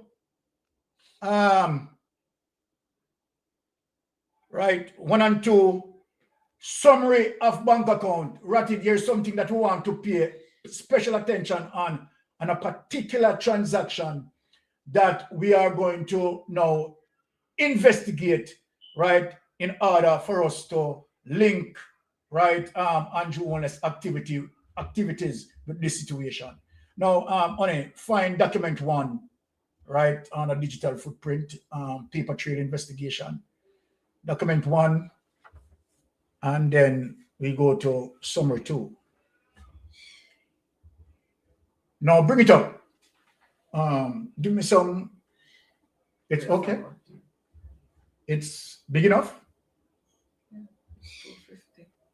All right. Yes. Ratty and melting pot.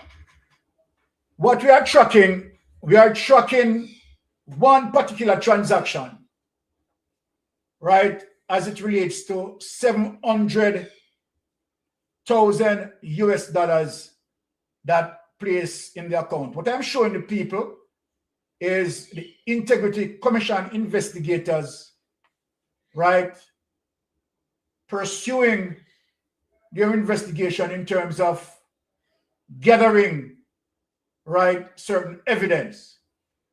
Now, on September 14, 2023, right, he said Section 48 notices were dispatched to the duly authorized officer in the Enterprise Operation Division, NCB, requesting a witness statement with a microfiche data from transaction relating to account 3501 and account 5601. September 20 again, Integrity Commission investigator, Section 48, notice dispatched to the duly authorized officer at Citibank, right, NA, Jamaica, requesting witness statement on accounts held by Mr. Owners. Citibank. People were interested in Citibank, all right? September 27, 2023, received a letter from Mr. Owners' attorney in response to the Director of Investigation letter of September 11, 2023. Now, September 28, 2023, two witness statements dated September 27, 2023 were received from the duly authorized officer in the Enterprise Operation Divisions, NCB, concerning digital transfer document for transaction relating to account 3501 and account 5601. September 28, 2023, email received from Mr. Owners' attorney to the DI indicating that the written responses to his questions will be submitted on October 2nd, 2023. Now, October 2nd, 2023, received email together with letter dated September 27 and written responses to 93 questions. The original copy of document was also received. October 9, 2023, received witness statement dated October 4, 2023 from the duly authorized officer at Citibank, NA, Jamaica, indicated that no account was held in the names indicated in the Director of Investigation request, which is Andrew Owners. Citibank, the persons at Citibank, the officer, the authorized officer at Citibank, indicated that there was no account was held in the name indicated in the DI request. Vatican, more you mark that down, Melting Pot, more you mark that down, be interested in Citibank, right? Now the officer, the authorized officer, right, said there is, as it relates to her observation, no account was held in the names indicated in the DI request. Take it away and bring up document number 2, honey. This is where we are going. Now, people want to watch this. Document number 2. We're going to document number 2. Pay attention. Now, okay. Document number 2. Now, submitted included addendum for the year 2021. Bank accounts declared for 2021. I am just going to go right to it. I am not going to hesitate. Here it is. Citibank US dollars checking account number 68,713. This is US dollars. 713,000 US dollars, $528.27. Received 2021. Ratty, write down that. 2021. No, received March 29, 2022. This is the for the declaration for 2021. Received March 29, 2022. Now updated. Updated September 8, 2022. Right, that would be accumulated roughly about 6 months, right, if my maths is correct, right? And they still account after 6 months, 713,000 US dollars, $528, right? As it relates to Citibank US dollars checking account. Now take it away. Let me get to the panel. Take that away. Let me get to the panel and speak to Ratty.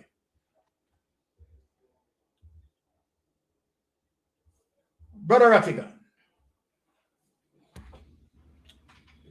USD dollars, let us just surround it off for better understanding.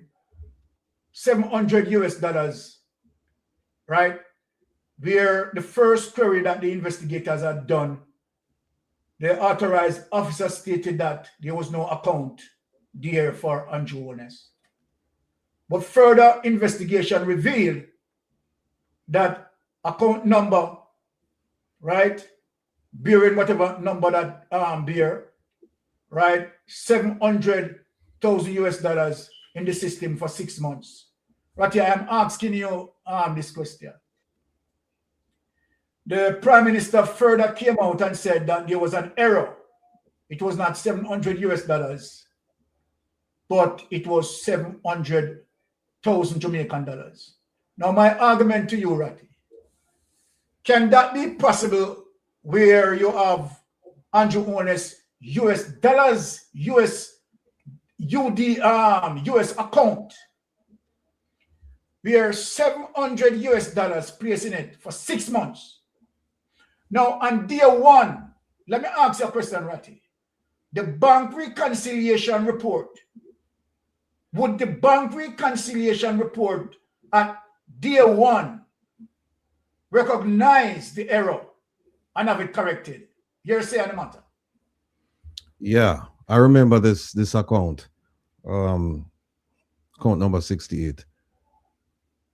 And I remember when he sued the Integrity Commission, there's a statement attached to the submissions where he said that when he was interviewed in the presence of his attorney, they were surprised at the amount of money in US dollars. And he said, no, it's not US dollars. Turned out that the bank said that it was Jamaican dollars. Now, I find that to be highly irregular, almost impossible. Impossible. Yes, yeah, because the money, based on what, just the timeline that you gave, it was March 29, 2022 until February 27th, 2023. That's 11 months. 11 months. Okay. So 11 months the bank go by without reconciling that mistake. That's impossible, because remember they do reconciliation every day, right? To make sure that the money that they have in their within their control, that they can account for it. We have X amount coming in and deposits, we have Y going on. They reconcile the accounts. So how is it that they have this account for 11 months and they didn't realize? And not only that, it's a US dollar account. It cannot happen. Impossible. It's a US dollar account. It's impossible. It's impossible. If this is the way Citibank operates, then I'm a Citibank. I'm at Citibank, so I go to my open up one down in Jamaica and say them can convert my Jamaican dollars into US dollars.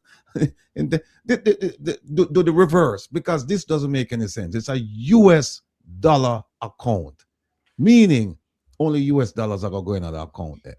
Exactly. Not Jamaican dollars. And you know what? Go back again. Let me say something, please, if you don't mind, lady. Go back to the document, Tony. Which one? Both of them? The second one. The second document. Yeah. Look at it, but never take it out. Because if I'm not mistaken, he had Jamaican dollar account, not with Scotia. I'm not. Yes, he has Jamaican dollars account. See there, NCB, Jamaican dollars current account. Scotia BNS. NCB. Yeah, you have this US one here checking. But you know what? Yes. If there's another, this is the one that he declared for 2021. But if I'm not mistaken, he also had a Citibank Jamaican dollar account. I don't see it here because this is what he declared for 2021. But he may have had a Citibank Jamaican dollar account. But even so, look, him have See, I have a Jamaica NCB, that's a Jamaican dollar account. And they are the same Bank of Nova Scotia. Yeah. And they are Jane Bank, that's a USD account. So how come they don't make a mistake over here with JNB? And they don't make a mistake with the local account to saying that it's US dollar. But with the US dollar, with 713,528 and 27 cents, they made a mistake there. Those people should be fired. Those people should. I don't believe that story. I don't believe it. Something's going on. And I 100% agree with you. Let me say something, Ratty, before I bring on Melting Pot, Brother Ratty. A transaction like this, Brother Ratty, right? Would this transaction hit the Swiss system? Yes. Yes. Okay. I finished my question. All right. Let me bring up Melting Pot. I finished my question. All right. Melting Pot, your take on the matter? Yes, sir, Byron. My take on the matter is that, we have a prime minister, so-called prime minister, where him lie and him mix up in every form of level of corruption. Because what this now, when you go in a bank, member say, if you go bank US, you can't go with the local currency bank, Them have the foreign currency section different. Everybody know that.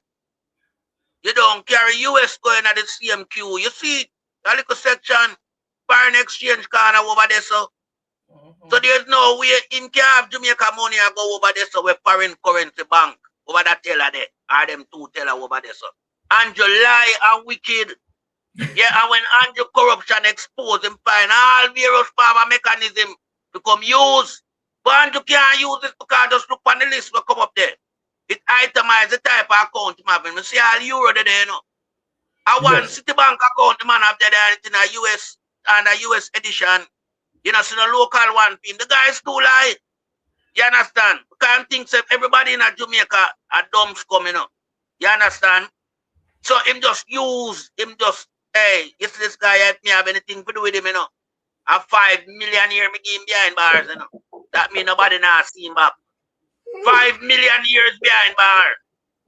Yeah, it might be a sound ludicrous, but am I sentence me a hand down to this guy? This guy has been playing the Jamaican society for a mighty long time, nearly 3 decades. He is a criminal in disguise, and I like the term they say. He is a angel. Them protect him. Him just going to absentees, yeah, and use people up front, yeah, to shield him. That's why when you go back to a report where him say, I'm affidavit, Him say why him never decide to outline things because some people tell him say him for lay low. Nobody not tell Andrew for lay low nothing. Andrew's an underworld guy. Guy was started by the master of corruption from early in a Jamaica history, a guy named Edward Seaga. You understand? And him learn from Seaga how Seaga mash up Jamaica. You understand? Using this type of system of corruption. And him come, invest on it so much that him outscored Seaga, in a corruption, And the most corrupted guy this ever passed through Jamaica. Natty Morgan, Sandakan and them guy that and no reach Andrew level yet in a criminality. So when Andrew comes to the bank, make them mistake there. The bank do a daily summary. I would have picked up on that. It wouldn't be there for 11 months. Yeah, it would not be there for 11 months. Because it couldn't pass one day. It couldn't pass one day. It couldn't pass one day. And you know what that would have do? It would have show them accounts outside of them. Here you go. You understand? Right. Of course, it would have do that to them account balance sheet. It wouldn't balance. It couldn't balance. You understand? So when Andrew come up with them little hanky-panky thing, yeah, Andrew for no say, him cannot insult the Jamaican people intelligence the way he want to do it. Yeah? Stop going like a peer people there in Jamaica when I no sense.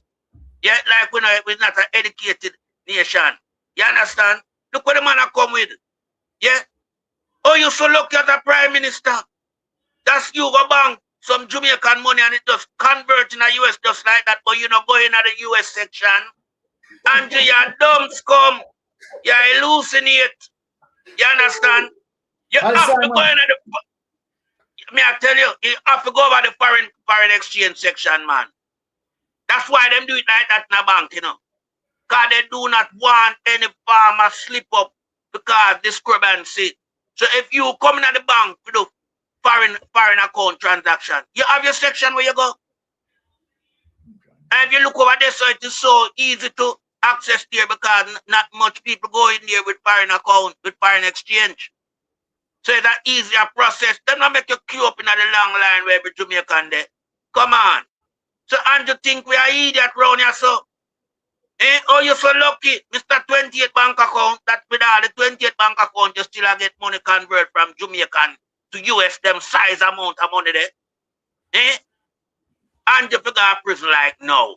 Yeah, and Jamaican people need to realize the type of prime minister we are around the country. We not say that criminal. We not say that underworld mafia we not have there around the place. But him come under pressure now because the wall are crack around them, you know. The wall cracking up around them. And sooner, this dam are going to burst and everything are going to flood Jamaica the high level of corruption. And a whole heap of players you are going to see wash out of that dam. Some people you could have never believed mix up around Andrew, they mix up around him.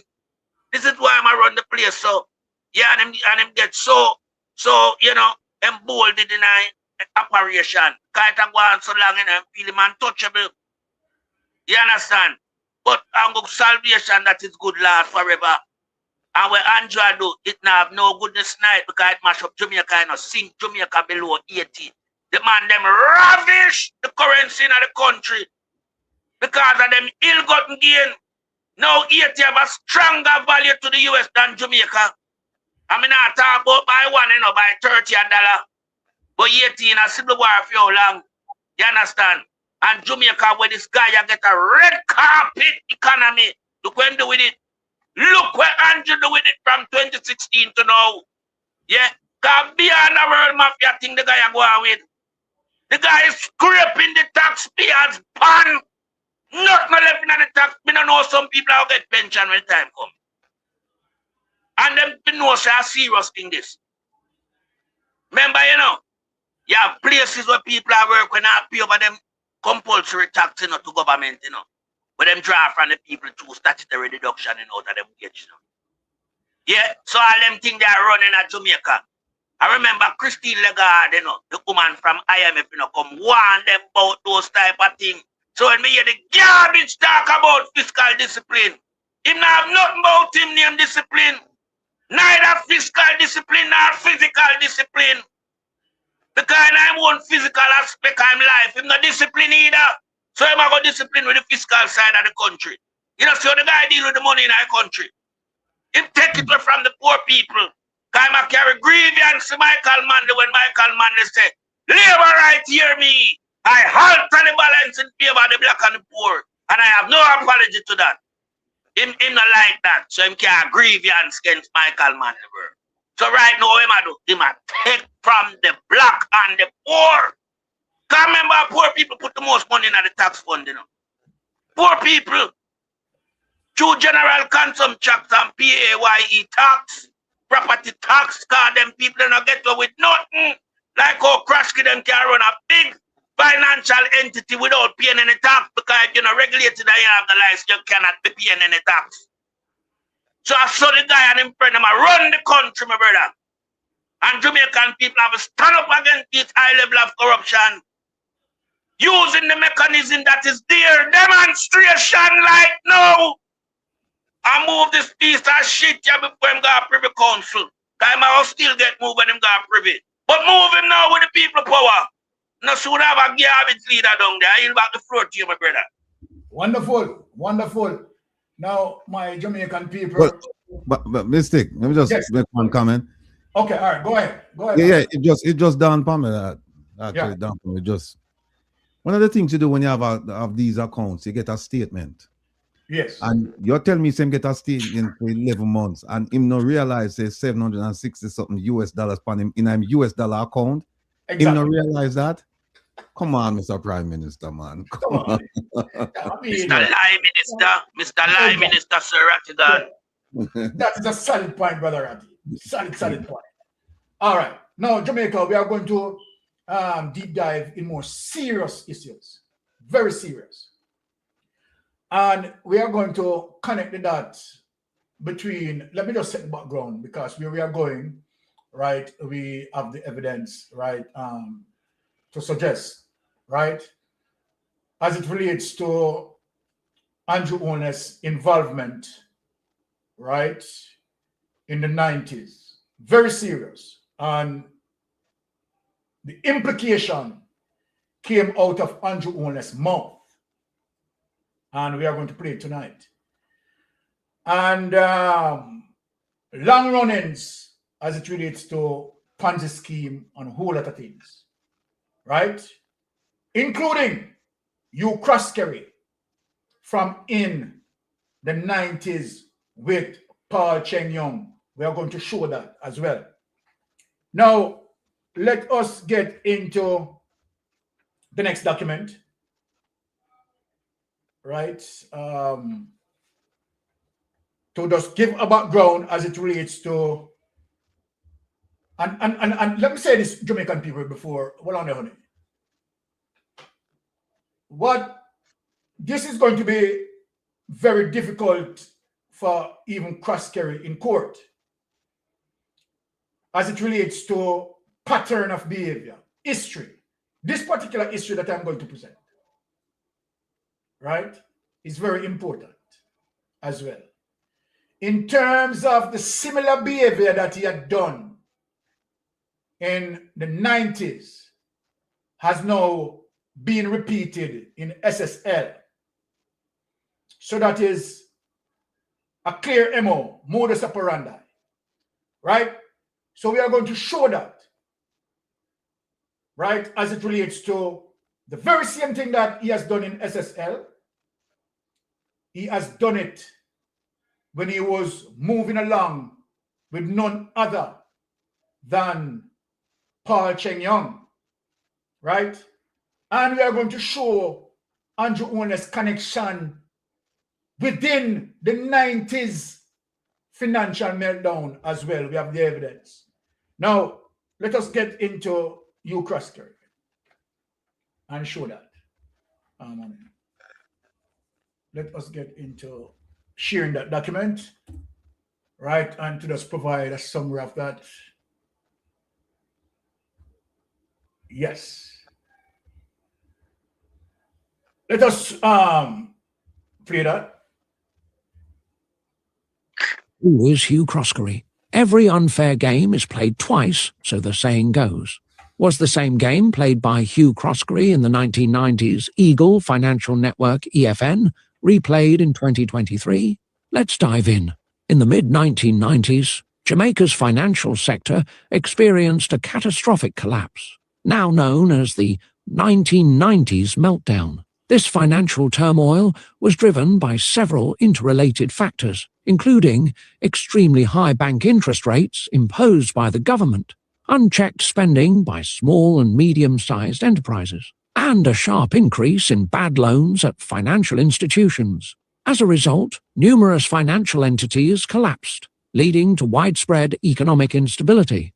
Among the most prominent casualties was the Eagle Financial Network EFN, headed by Dr. Paul Cheng Young. At its peak, EFN was one of Jamaica's largest financial conglomerates, encompassing Eagle Merchant Bank and Crown Eagle Life Insurance. The rise and fall of Eagle Financial Network. Dr. Paul Cheng Young, a respected Jamaican economist and entrepreneur, rose to prominence as the public face of the EFN. He was regarded as the leading figure behind the network, having started his career as the first general manager of the newly created Workers' Bank. Under his leadership, the EFN became Jamaica's first and largest Jamaican-owned financial conglomerate. However, by the mid-1990s, the group faced severe financial difficulties due to rising loan defaults and the harsh economic climate. In March 1996, the Jamaican government intervened, taking control of the EFN, including Eagle Merchant Bank and Crown Eagle Life Insurance, for a nominal fee of $1. The government argued that this move was necessary to prevent a total collapse of the financial system. Following the takeover, legal action was initiated against Dr. Chen Young and other entities associated with. All right, we are going to show Hugh Croskery involvement in that, and that Hugh Croskery physically hidden assets for Paul Cheng Young in the 90s that create the 90s financial meltdown. We are going to show the evidence where Hugh Croskery, right, helped Paul Cheng Young to hide assets in Florida. Right, as we said, we have the evidence around here. Now here it is, people. Right? Now, and in this case, let me also mention that the Jamaica court found Paul Cheng Young, right, guilty, and where there was a penalty applied to him, right, in this lawsuit, that he had lost this lawsuit and was ordered to pay back millions of dollars. And during one of the court's ruling, right, not to interfere with any assets until the court make its decision, right, Hugh Croskery broke the rule, right, the judgment of the court, right, and hid assets for Paul Cheng Young. This is the evidence. Now, the Supreme Court has lifted the injunction against Hugh Croskery in his capacity as trustee of Phoenix Note Holders Trust, the stockbroker has announced in a public statement. Justice Marjorie Cole-Smith had initially placed an injunction on Croskery to May 10th and had given him 14 days to declare the locations of all the assets held by him on behalf of Phoenix, whether in his own name or nominees. Croskery says he has given his undertaking to the court not to dispose of any assets held by the trust without notice or consent. The assets were frozen in mid-April on the application of Jamaica Solicitor General Michael Hilton, Queen's Counsel at the time, who had traced ownership of the properties held by Phoenix to Paul Cheng Young, because this is their attitude, you know. Take investors' money, you understand, and go buy properties all about, right, and rob investors. Former head of the collapsed Eagle Group of companies. The Miami court has since lifted the freeze on Cheng Young, which means he's free to transact business with them in that jurisdiction. Croskery said of his role in the trust that he acted purely in a representative capacity as trustee for a small group of investors who put up the funds to purchase houses. You know, hear that? As trustee, he ensured that their investment were protected. No, they ensure that their investment being robbed. The statement said, no, barred. The courts in Jamaica and Florida had barred Cheng Young and Croskery from disposing of the assets on the application of Eagle Merchant Bank and Crown Eagle Life, two of Cheng Young's former companies commandeered by the Jamaican government at the advent of the financial sector meltdown. Now, Croskery has again asserted that the freezing order was not related to his security brokerage stocks and people want to listen to this now. Croskery has again asserted that the freezing order was not related to his security brokerage stocks and security limited, formerly Paul Cheng Young and Associates, of which he is a chairman. I want to hear that clearly.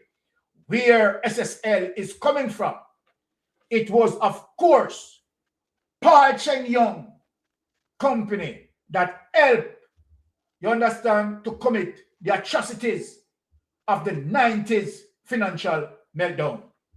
Now, Hilton presented evidence to the Kingston and Miami courts showing that Cheng Young, despite a court order on May 4th 2006 to declare its assets and not to deal with or dispose of any properties without approval had transferred what?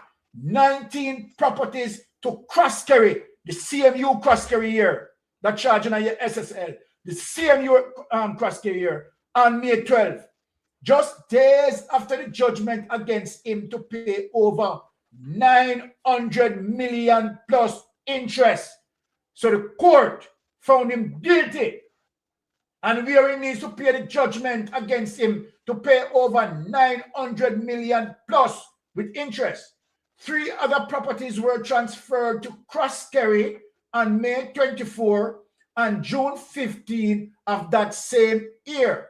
The former Eagle boss also held 100 people and 70 Florida properties in a company of which he was president, director, and treasurer. Contempt of the court hearing against Chen Young are set for July 5th, at which time the Solicitor General is expected to argue for his imprisonment. Take that away. Evidence.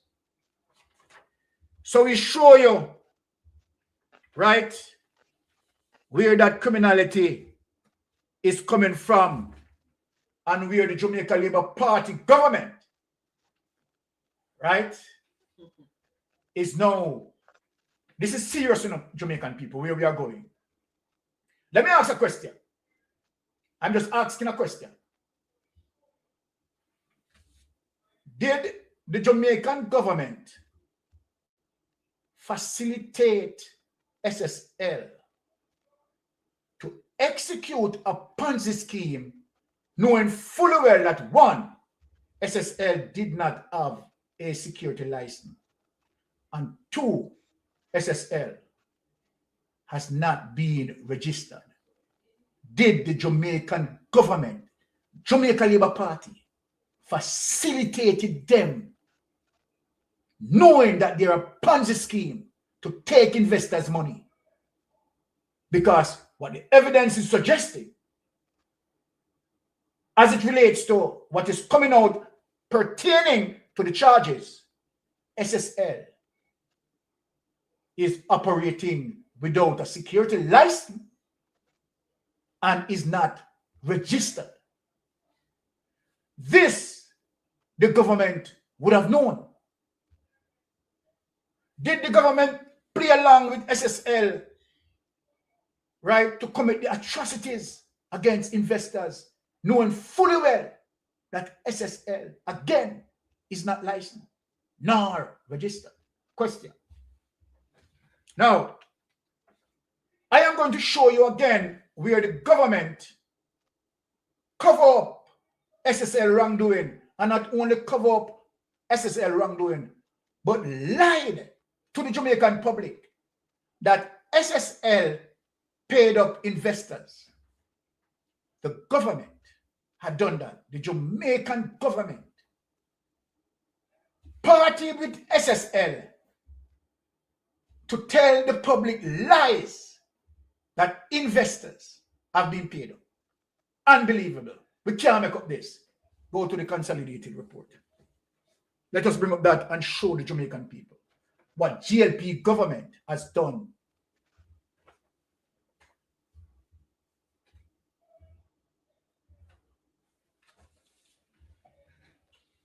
Consolidated updates on SSL.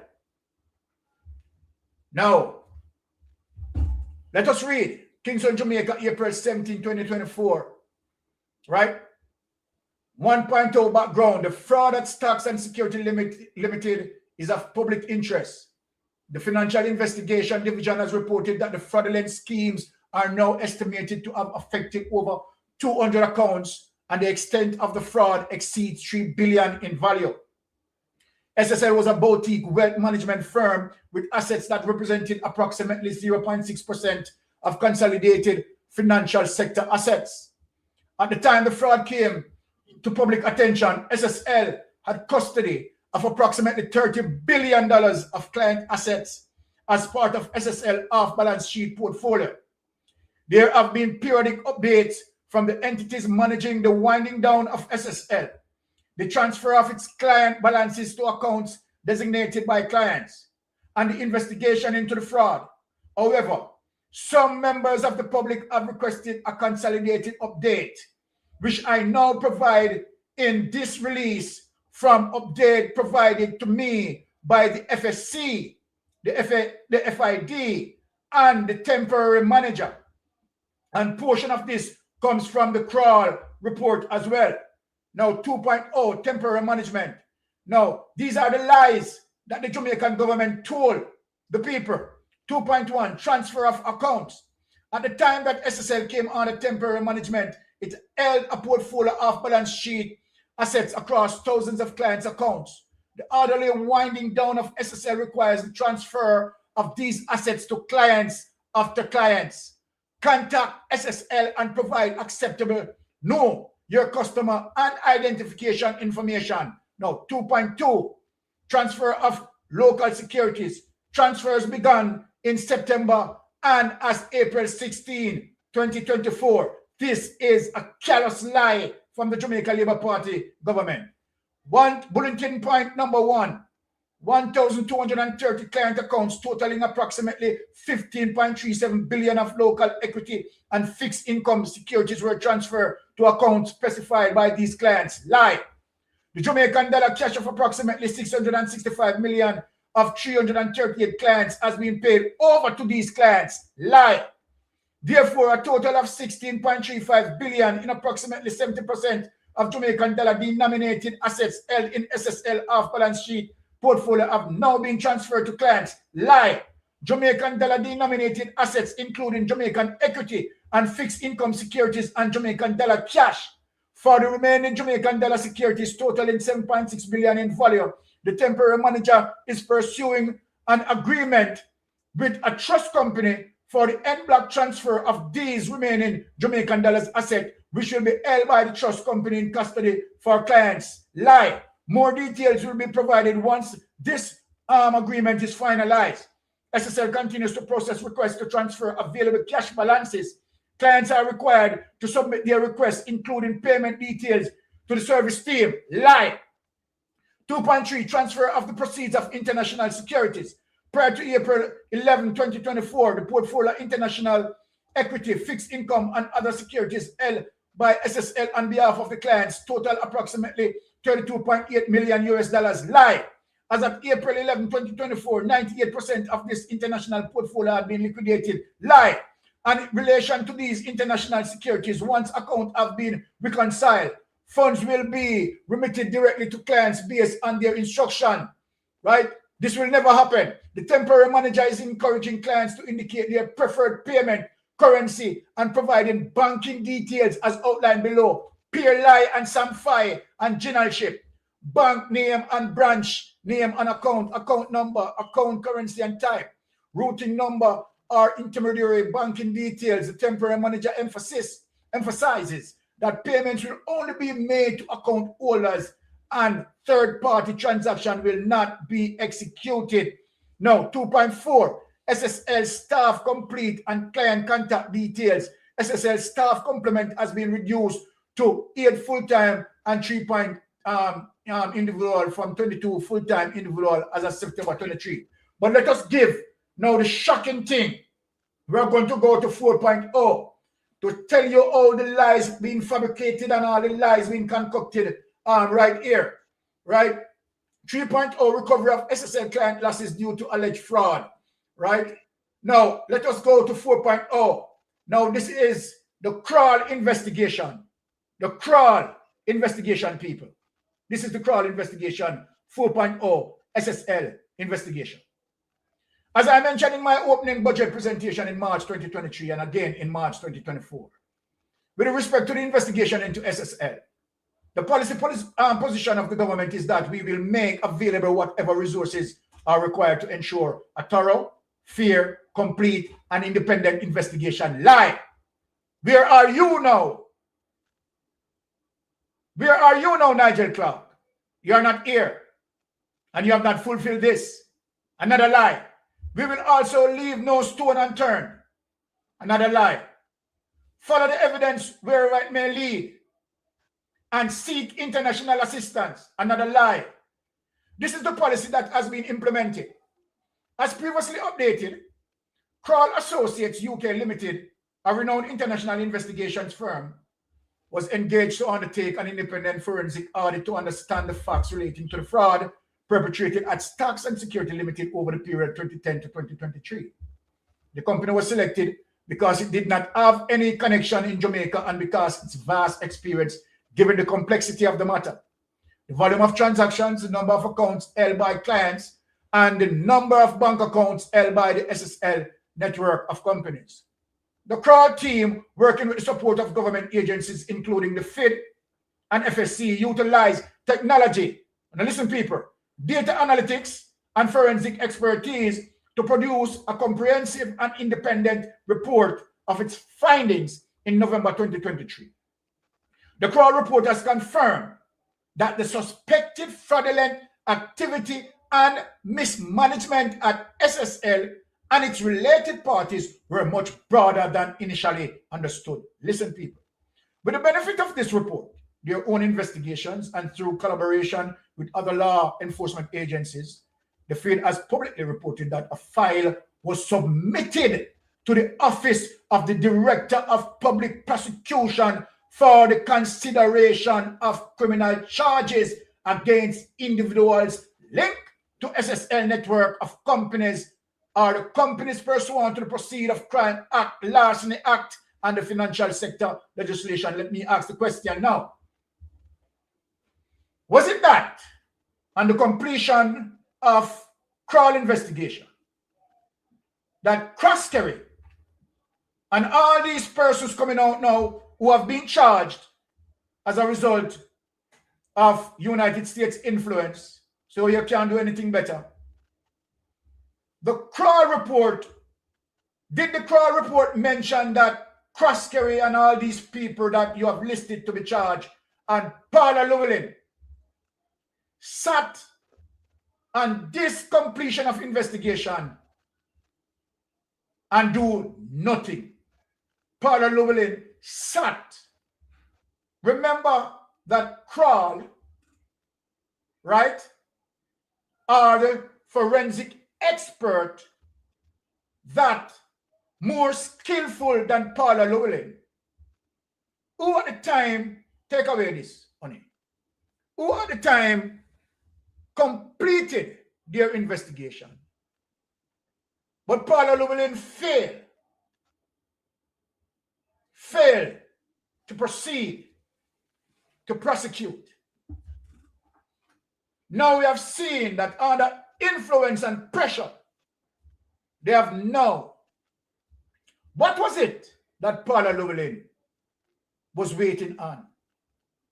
And why is it different that Claudette Thompson now choose to proceed? Melting Pot, take this away. Put up Melting. Well, as you rightfully say, no, Sir Byron, outside influence, this is not from Jamaica law enforcement, because they would have done this 3 years ago.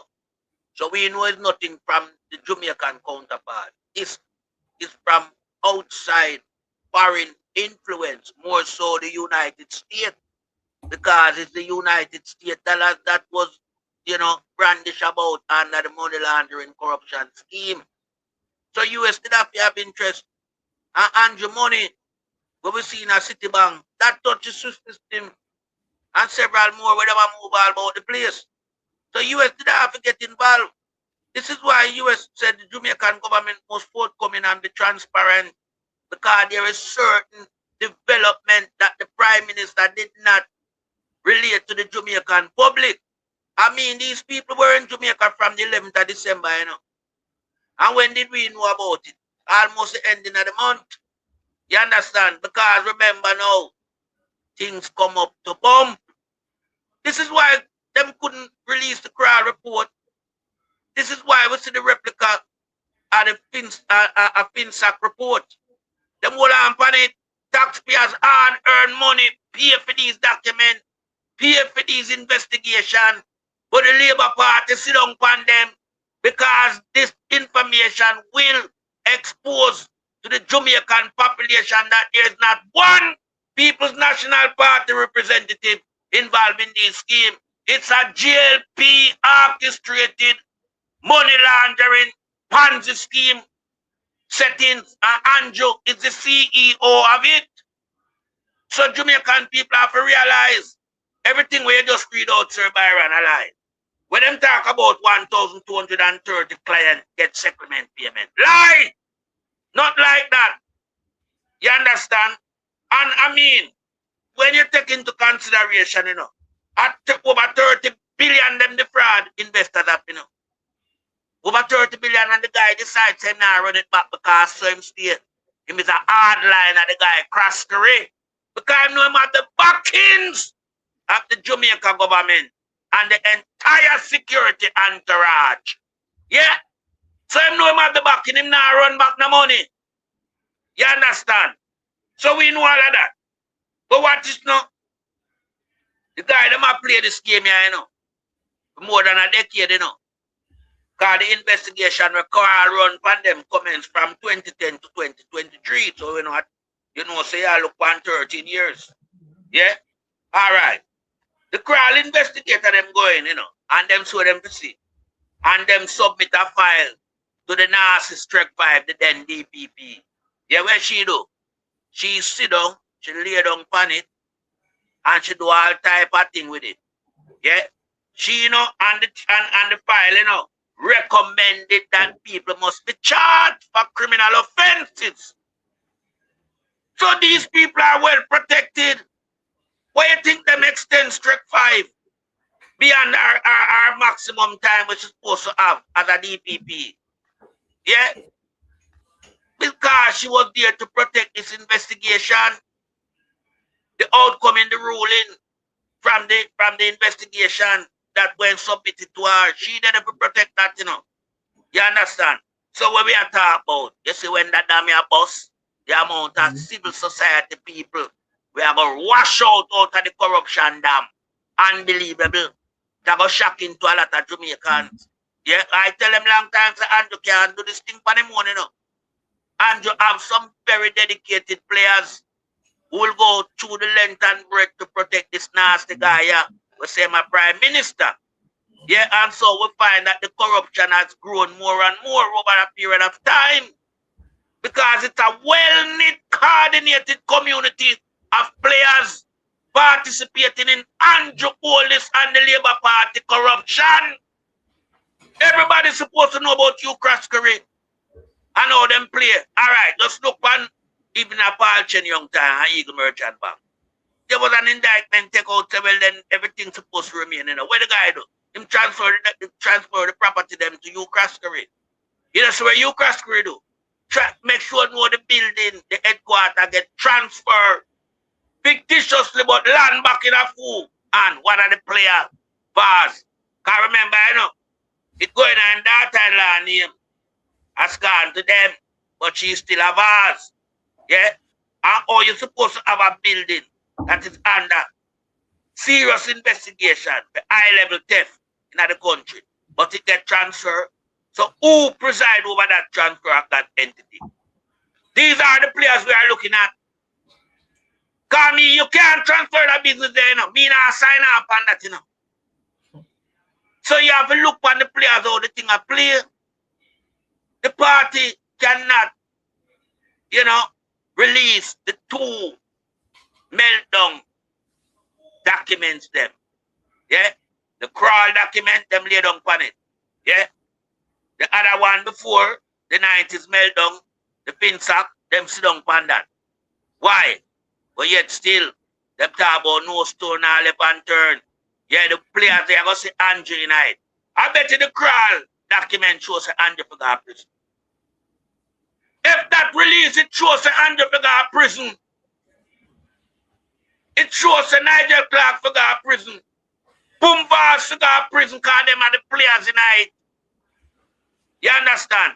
So when we are looking at now, it's a web of corruption where we have to destroy. Yeah? And we are certainly going to destroy this web of corruption in Jamaica. Because let me tell Andrew Hollis this. Andrew Hollis, you know, bigger than Jamaica, you know. And you will never win Jamaica either. You understand? Your reign from Jamaica coming to an end soon. 2026. Your reign shall be no more. You understand? Because everything come to bump on you now, you know. Yeah? You having sleepless night, I can tell you that. You understand?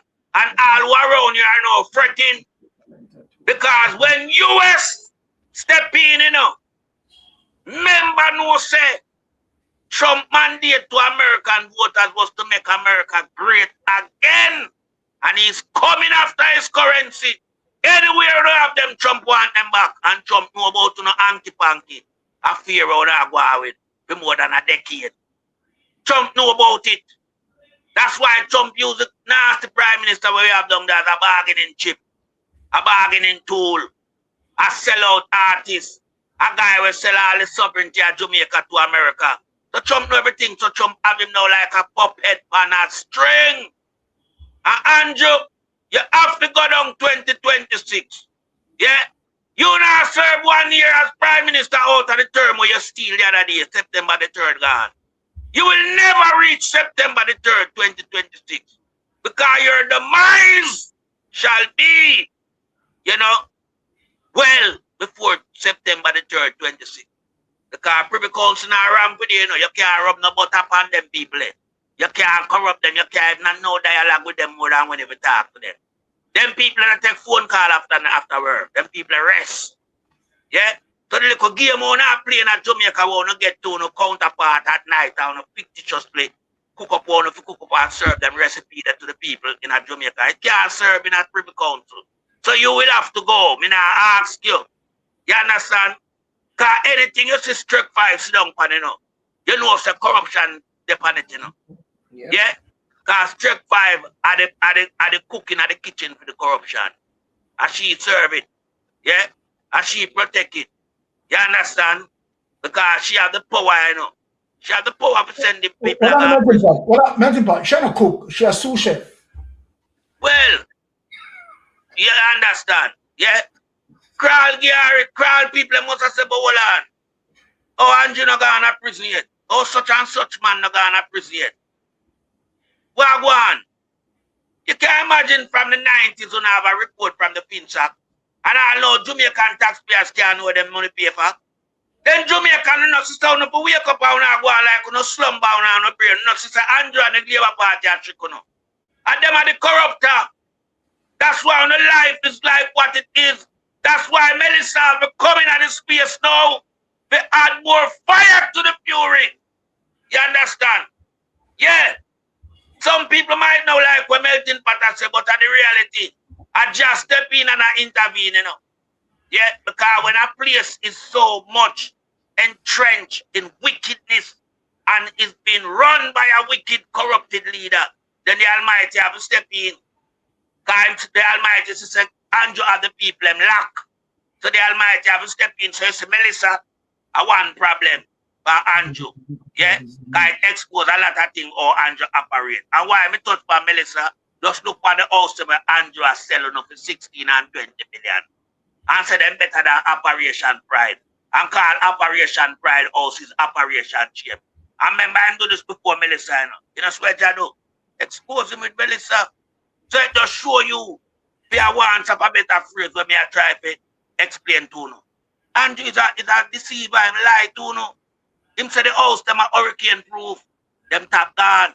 So everything what Andrew are telling you, a lie. And everything what Andrew do, it's done under corruption style. Andrew not truthful and transparent. America have to warn them, so they must be forthcoming and transparent. That mean no hold back nothing. Tell me the truth. America know them a liar. And remember, if he's a liar, he's a thief. And he's definitely a thief. And I yield back the floor to you, my brother. All right. Well said, Brother Melting Pot. Let us bring in none other than Brother Rattigan to say his piece. Brother Rattigan, your take on the matter. Well, I like the way you can remember. Well, you start out by asking, will I do some role playing that I'm cross-grade? And how do I answer the question about the failure to file and all of that? And I like the way you come back now and then you say, well, the government involved because the government should have, or ought to have, or did know that all of this was going on, and they never make any move to curtail his Yes, activities, right? And so it's almost as if they're in bed with all of this going on. exactly. Yeah. No, the melting pot touch a point, and you did about the Kroll report.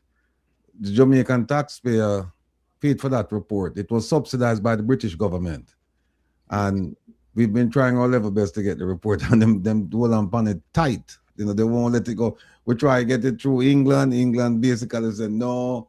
You have to go to Jamaica and get it from Jamaica, and Jamaica said, "Why? No, them not okay with the report." So, if this was supposed to be a report concerning the investigation of the SSL saga, why is it that they have failed to provide it to the public so that, you know, the full transparency, people can say who's responsible, what happened, and what actions we're going to take? We paid for it. But- We should get it. Right, and we don't get any of it. But part of that is because the Jamaican people, to a large extent, they haven't made enough noise when it comes on issues affecting them. You know, they really haven't. And I'll tell you why I say that. This issue is a significant issue. But I can tell you about issues that are more significant and directly affect the Jamaican people, like the 1.4 billion for the 110 school buses, the drill, and a range of fraud, waste, abuse. Just go to the 3.3 trillion, and you just look inside of that report and you see how money was spent and the public got no value for it. How salaries were paid to people who left the ministry years ago, and the salaries were still being paid. You know, and we don't get up in arms about it. So, I'm gonna continue doing what I can do, but every now and again you think and say, what will it take for the Jamaican people to say, no, we need to stand up now and make some noise and hold people accountable? Because I don't see it happening, or I don't see it happening on the scale that it should. I just don't see it, because civil society in Jamaica has been largely silent. They've been silent. You know, they put out a press release, and a lot of times they put out a press release and nobody knows that the press release was released. And even when people get the press release, a lot of people read it and they really can't digest it because it's written in a language that, you know, the ordinary person on the street just don't understand. It's written in university language. So it's a problem. But here's why I'm gonna caution people and tell them, don't get too excited about these charges. Here's why. If you look at the charges are mostly procedural. They're like failure to file, and you inveigle people to invest, and failure to register with Companies Act, under the Companies Act. We don't see the same kind of charges that they put on Gina and Pantan. Those are the charges I would like to see. Those are some serious charges. These charges, them carry fines and them carry some jail time.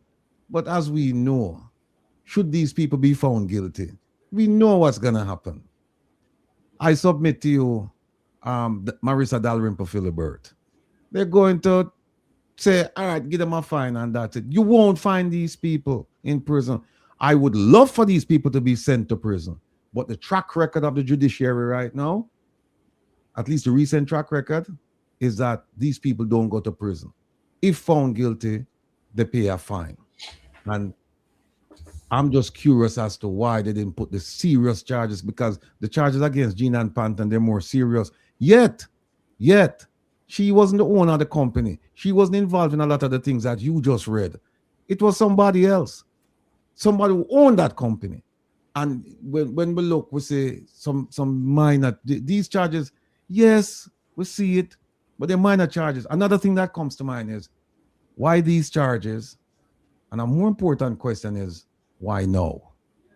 Because the charges that you're bringing now, failure to file and all that stuff, they could have found this out back in 2022 or 2023, 2020, whenever this thing started. They could have easily gone to companies, look at the Companies Act, or look at various places where they should have recorded these things, and they look and say, oh, they didn't file. They could have brought the charges back then. Why are they bringing those charges? No. Why? And I have a theory, and I'll share it with you. Okay. I'll share the theory with you. All right. You can finish that. You finished, Ratty? He said he's gonna share the theory. Lady Ann, here's perk up, you know. Lady Ann, here's perk up. No, finish, man. We'll get back to the theory. Yeah, Robert, exactly, because I hear I will, which means future tense. yeah? But then he must be going to speak. I will. Are you going to do it now? Yeah, I can. Okay, Can go ahead. no, You can't drop it, of course. no, there's a report going around saying that there are extradition orders for people, and that's why you see all of these things going on, because these charges should have been brought a long time ago, but they weren't, and now they're being brought.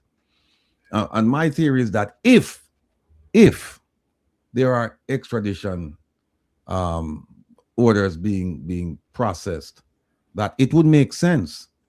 It would make sense to charge them with these minor crimes, because guess what happens? It's like whenever you have an extradition order and you have somebody who's arrested, it tolls it, meaning that it stops it. They'll still go ahead with the paperwork and all of that, but in terms of releasing the body, they won't release the body until after the case is over and people get sentenced and then finish them sentence and then send it off. No, we know what's going to happen. This is my theory, people, right? Is that if there is an extradition order, then it would make sense strategically to arrest these people for some minor things, but then push it off for years, because they have a hearing next month. And then what they do, the judge can say, all right, you know what, come back and see me in about 8 months, 6 months, 8 months. And they just keep pushing it off. And meanwhile, that extradition order of sending that person to the US, that will never take place unless that person should travel outside and then grab the person outside. But all of that is to say this. SSL was involved with the US stock exchange. They were buying shares, stocks, whatever on the US stock exchange. And it's possible that somebody complained to the SEC. And if somebody complained to the SEC, then that complaint would make its way down to Foggy Bottom, which is State Department headquarters down in Washington, D.C. And it would make it up to Pennsylvania Avenue, up that side with Department of Justice. And therein lies the problem. That's how the extradition would come about. An American is complaining about investing in SSL and being defrauded. That is a Ponzi scheme. And so it's quite possible that an extradition order was prepared and that them just say, hey, the best thing we can do to stop this now, we could just arrest them on some minor charges and just keep this thing, just drag out till people just forget about it. So that's where I think it's going. I might be wrong, but what I'm looking at the charges, number one, how minor the charges are compared to the charges that they have against Gina and Panton. And then I'm looking at the timing of it. Because Rafi, hold on. What are the charges that they have against Gina and Panton? Just I had them here. I have to go back and look at them, but they are because some serious charges. Yeah. Although you are saying that, though, I beg to differ, because I believe that these charges are quite serious against Which them, ones? Which ones? Right? As it relates to them operating without a license, right? The company not registered, right? No. These are but it's not that serious. No, because it's not that serious. They're regulatory in nature. It's like you have a regulation saying you must register, so you don't register. Look at the penalty, though. The penalty is a fine and or some jail time, and they're not going to send them to prison. Look at her charges now, and you see her charges were so serious that she didn't even get bail. Hold on. Her charges were so serious that they've said no, we're not grant her in the bail. And remember now, some of these people let them give them minor charges, them minor compared to hers. They're serious, but they're minor compared to hers. They're flight risk. So I just can't understand when them say, oh, we take the passport and all of that. That don't mean nothing. Them can get on a boat and get to another island and that's it, and jump on a plane and disappear. But take a look at the charges that she's facing. and then look at the charges that they're facing. She's facing real criminal charges. Okay, so she's facing breaches of the Larceny Act, Same thing. the Proceeds of Crime Act, and There it is. That's a serious one. Crimes Act. That's a serious one. Proceeds of Crimes Act. And if you look at the penalties for those, I don't have them with me now. The penalties are more. Hold on, Ratty. Breaching of the Larceny Act run across all four of them, including Pantan. All four of them charged for the breaching of the Larceny Act. Yeah, but they're not charged with Proceeds of Crime Act. That's what they're not charged with. That's remember, Ratty. Remember that they said that the investigation is ongoing. Look, them said that 2 years ago. Right? And, don't forget that the same people who said that FBI was in Jamaica and conduct investigation. Don't forget. Oh, and by the way, talking about the FBI, this case, if the FBI had this, it wouldn't be 3 years. It would be 3 months. And you know why? Because the crime was committed already, and the SSL was basically out of business. It would have taken longer if SSL was still carrying on. Then you start talking about undercover operations. You start talking about physical surveillance. You start talking about electronic surveillance. You start talking about extraordinary investigative techniques. You don't need none of this in this. This is just a paper case. Because... Hold on, Ratty. We have a caller. Hold on, Ratty. Yes, caller. You're on Mystic Sensation. Go ahead. Let me say something to you. Turn on the device in the background, because we are getting a feedback. Oh, sorry, yeah, man, listen on that. Yes. Okay. Let me ask you this. With the lawyer that she has now, ISAT, and with what Rattigan has described, because what Rattigan described, that's the reality, because I'm saying, how come now, out of the blue, unknown to everybody, them just get arrested? Something must be going on. That's what they came on. Right, Mystic? Yeah, I presume so that there might be outside influence that driving this, right? Because if you look at it, my sister, right, the parlor level in that sat on the completion of the Crawl report that made a recommendation for persons to be charged, right? She didn't do anything to that. As a matter of fact, she tried to justify that she's waiting on some other thing that she have never spoken about, what that thing that she was waiting on. Exactly. So now for them to be going forward now.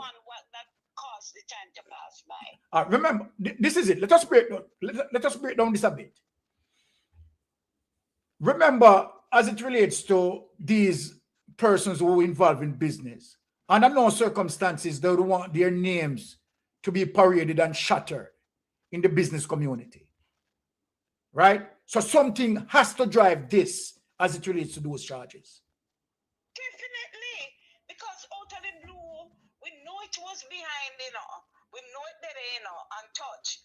But out of the blue, it just appear like this. Something else is going on. But then, I believe the additional, what you call it there, to it is the people abroad that has money into SSL and has lost it, and they are citizens and they have the right to defend their money and can put the FBI on it and international lawyers as well. So something is going on. So what Rattigan described, I believe, then mistake is if that's what Rattigan described is to happen, we're not going to sit and allow that. Yes. We're not going to sit and allow them to drag it out and put Miss Panton on so much charges when it's really not. She says she's innocent, but they are the ones who have the money, and my interest in it is that the people get back their money. Mm-hmm. Yeah, something else is going on, and Paula Lewin must be charged for obstruction of justice. She must be charged. Anyway, go on back, may I listen to you all. All right. Blessings. Thank you for the call. Cool. Yes, Ratty. Go ahead, Ratty.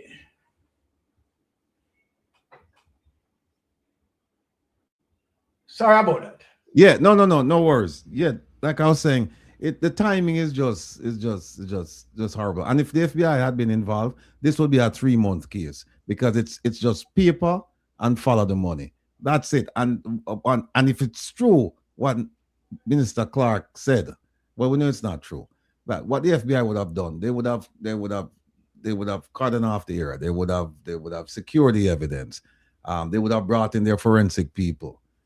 They would have tracked and traced the funding. All of this would be wrapped up in three months because it's not an ongoing enterprise. It ended when the government said, "Hey, this thing crash," and so we're gonna start doing an investigation. And they brought in Kroll. So for the fact that this is a paper case and could have ended 3 months from the moment they got on the ground and started looking, and here it is now. What is it? 3 years later. That we're hearing, they're gonna charge them now, and then them get station bail. It tells me that this thing is not serious. This is just a show, and it might go back to the thing that you first put up about how the U.S. views Jamaica and corruption, because it says that they want Jamaica to be more transparent. And don't forget, in a few weeks, folks, we're gonna be getting the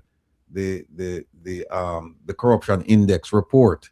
And it's going to be interesting because I suspect that Jamaica is going to lose a few more places and drop down into the 30s, make it even more corrupt and make it more difficult for international business to park their money in Jamaica. So that's all I have, but just a theory.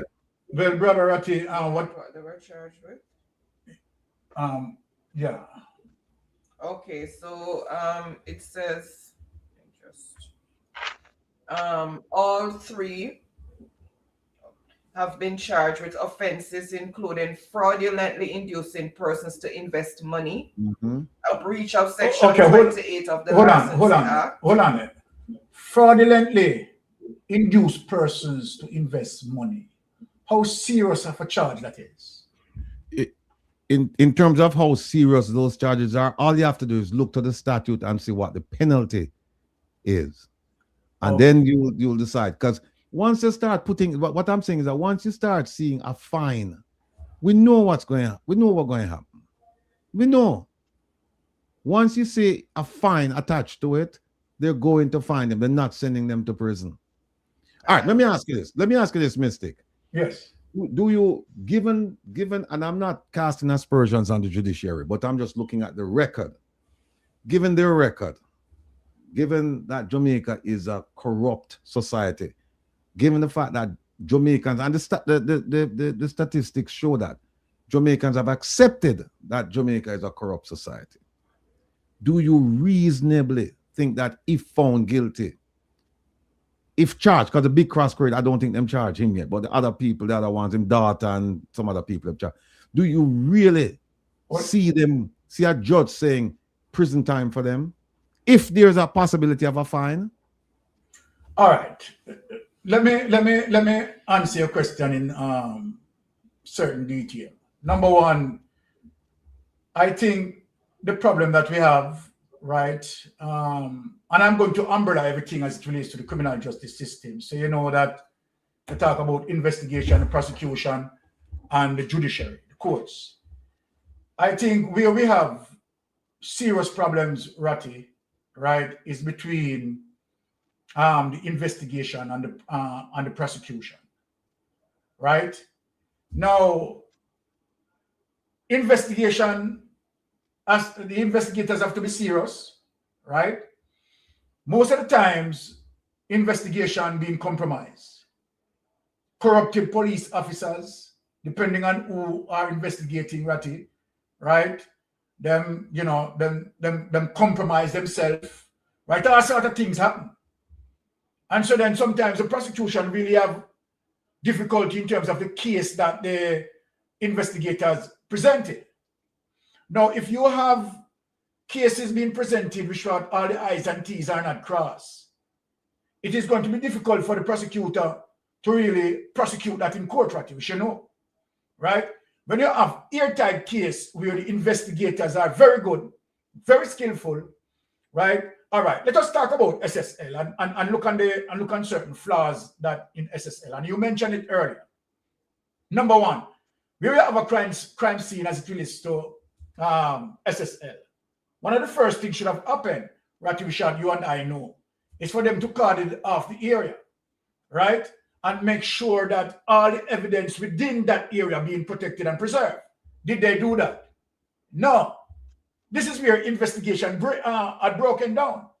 The prosecution now is going to have problem in terms of, you understand, process some of that in court, right? Remember, you have chain of evidence, right? And you have to follow all, you understand, that all the I's and cross all the T's in terms of the chain of evidence, right? And again, depending on the evidence that you are dealing with as it relates to how evidence being preserved and stored, particularly when you are dealing with forensic evidence, right? Meaning it has to be collected properly, it has to be stored properly, right? And presented in a particular way, right? So all those weaknesses within investigation bring about problem as it relates to the prosecutor having a solid case to prosecute whenever you're going to court. And remember, Ratty, that some of the cases in terms of when prosecution presenting these cases, particularly high-profile cases, Ratty, right? You have a lot of King Counsel lawyers who are extremely good, very good, right? And if you don't have an airtight case, then there you go, you are going to be defeated. So the question in terms of asking me to answer from a judiciary perspective, right? It also hinge on how investigation done properly, right? And how the prosecution, right, present his or her case, right? All of that, right, will be taken in consideration as it relates to the outcome, right? Would you agree with what I'm saying, Ratty? All right. Let me. You said that you give the responsibilities of the crown to present a plausible case to the jury or to the judge. Yes. You can't have a more plausible case than when somebody pleads guilty, right? Mm-hmm. And Marissa Dalrymple Philibert pled guilty. She was subjected to fine, yes, or prison. Yes. Now, if they really wanted to send a message about corruption, why didn't they send her to prison? In Beverly, that occasion, agree. Yeah. I agree with you in that occasion. Right. So they proved the case, and she just said, "Okay, fine. You know what? I'll plead guilty," and she didn't go to prison. So what I'm saying now is not to dissuade the crown from moving forward. I'm just saying we have to be realistic. Move forward with all vigor and might and strength and knowledge and experience and intelligence, all that. But just prepare yourself that even if these people are found guilty, that they will not see a day in prison. I would love, though, for the judiciary, should this case come to trial, that them just say, okay, you know what? You found guilty, you have to go do some time, and you have to go pay back some money. I would love for that to happen, and that is my fervent hope. But at the same time, I'm thinking that, you know what? They might just go the other way. They might just say, yes, find them guilty, pay a fine, go home. Here are your travel documents. You're good to go. That is the problem. Yeah. Okay. Wife, you going to read something? Okay, so under the Larceny Act, Section 28, that deals with fraudulently inducing persons to invest money, it makes it a serious offense or felony where individuals, like company directors, deceive people into giving them money or property, often carry significant prison time. And the offense, it criminalizes the act of dishonesty, persuading someone to part with their money or property by false pretenses or fraudulent inducement. Penalty, conviction leads to felony charges, meaning severe penalties, potentially including lengthy imprisonment. So it's very serious, right? It's a very serious It's a offense. very serious offense. Is there a fine attached to it? Um, To that statute? According to this, there's it doesn't say anything about What's the name of this? What's the name of the statute again? Larceny Act, Section 28, Larceny Act. Jamaica Larceny Act. So it's very serious. It's a very serious And offense. it's the part that deal with fraudulently inducing person to invest money. What's this? What's the section? Inducing persons to invest money. Section 28. Okay. I'm not seeing a Yeah. So the charge is very serious. in this where I found.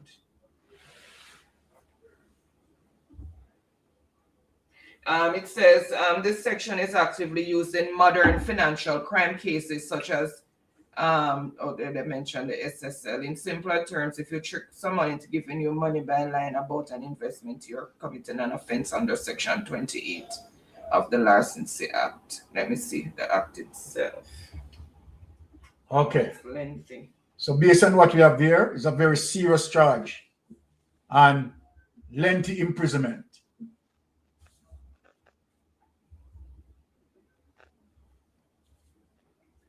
All right. You want to say something on this? Yes, Melton. Regard to this scenario.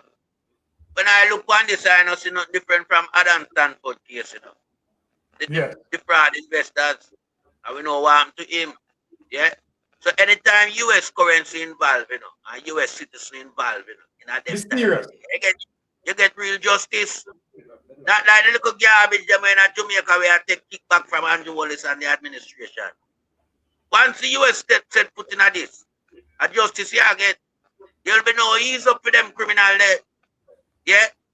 Them can't just give people fine and send them home and say go enjoy your loot at the sunset. No.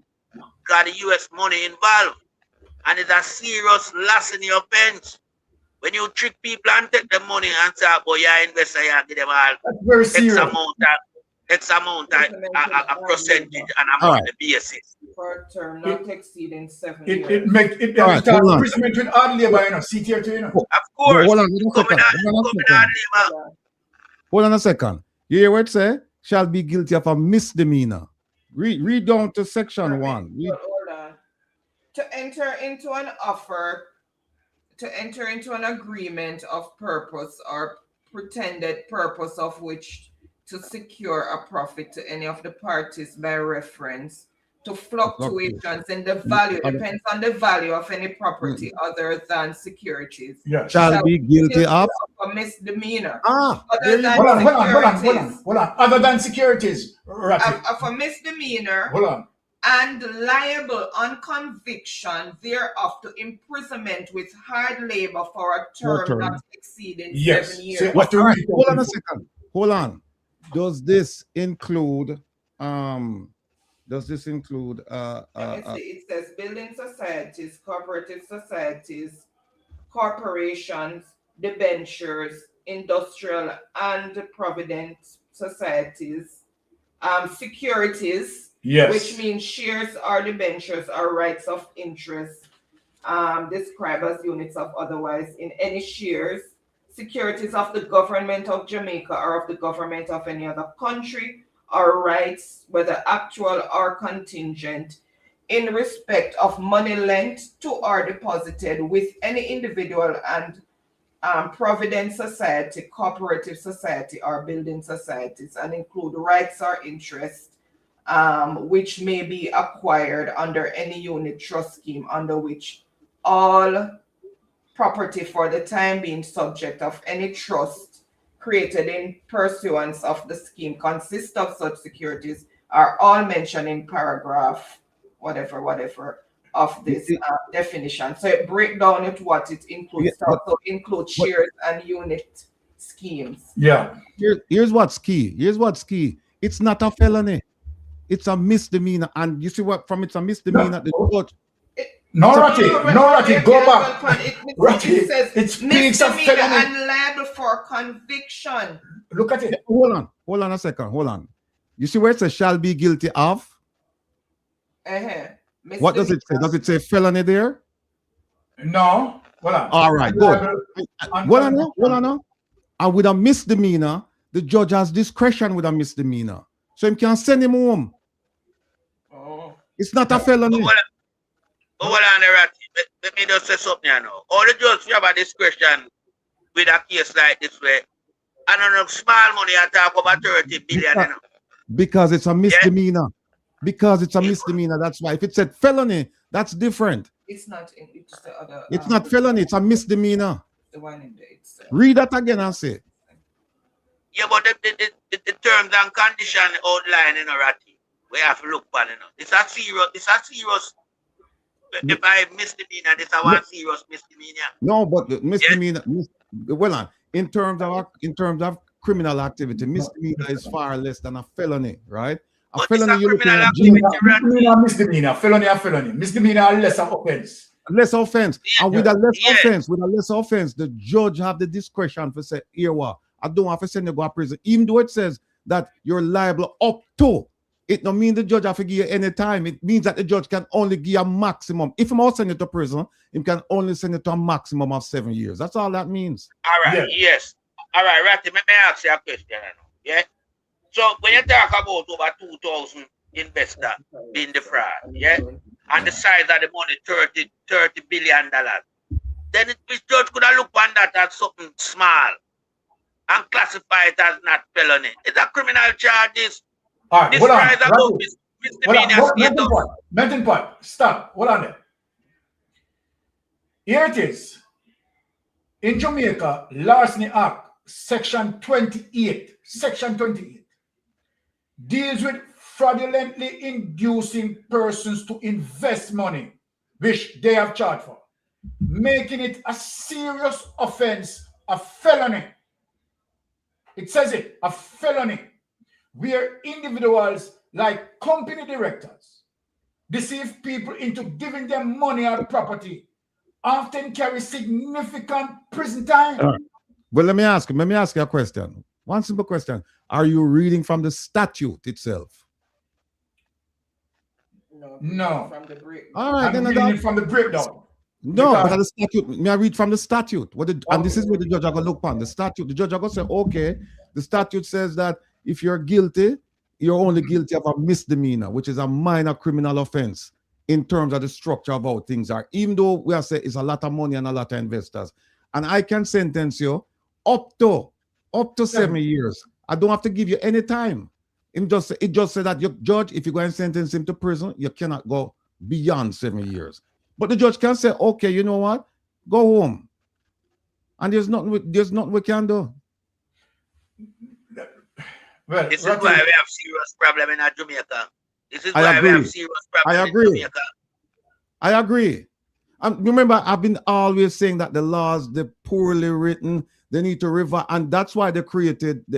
That's the reason they said they created. For Gina and Pantan because she's getting the whole book thrown at her. That's true. She's getting the whole book thrown at her, and she's just the low hanging fruit. And that's why they said it shows a level of discrimination to Ratty. It shows a level of discrimination. Of course. You would say that? Of course.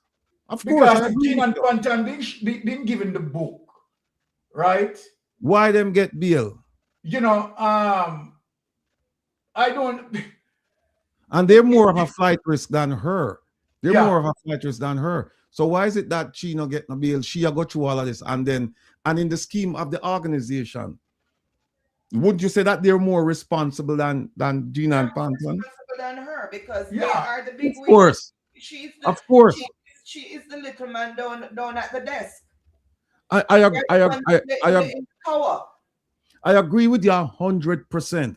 All I'm saying is that the way the law is written, it's a misdemeanor, and the judge can just say, you know what, just go home. I won't give you any jail time, and then that's it. Or the judge could say, I could give you a month.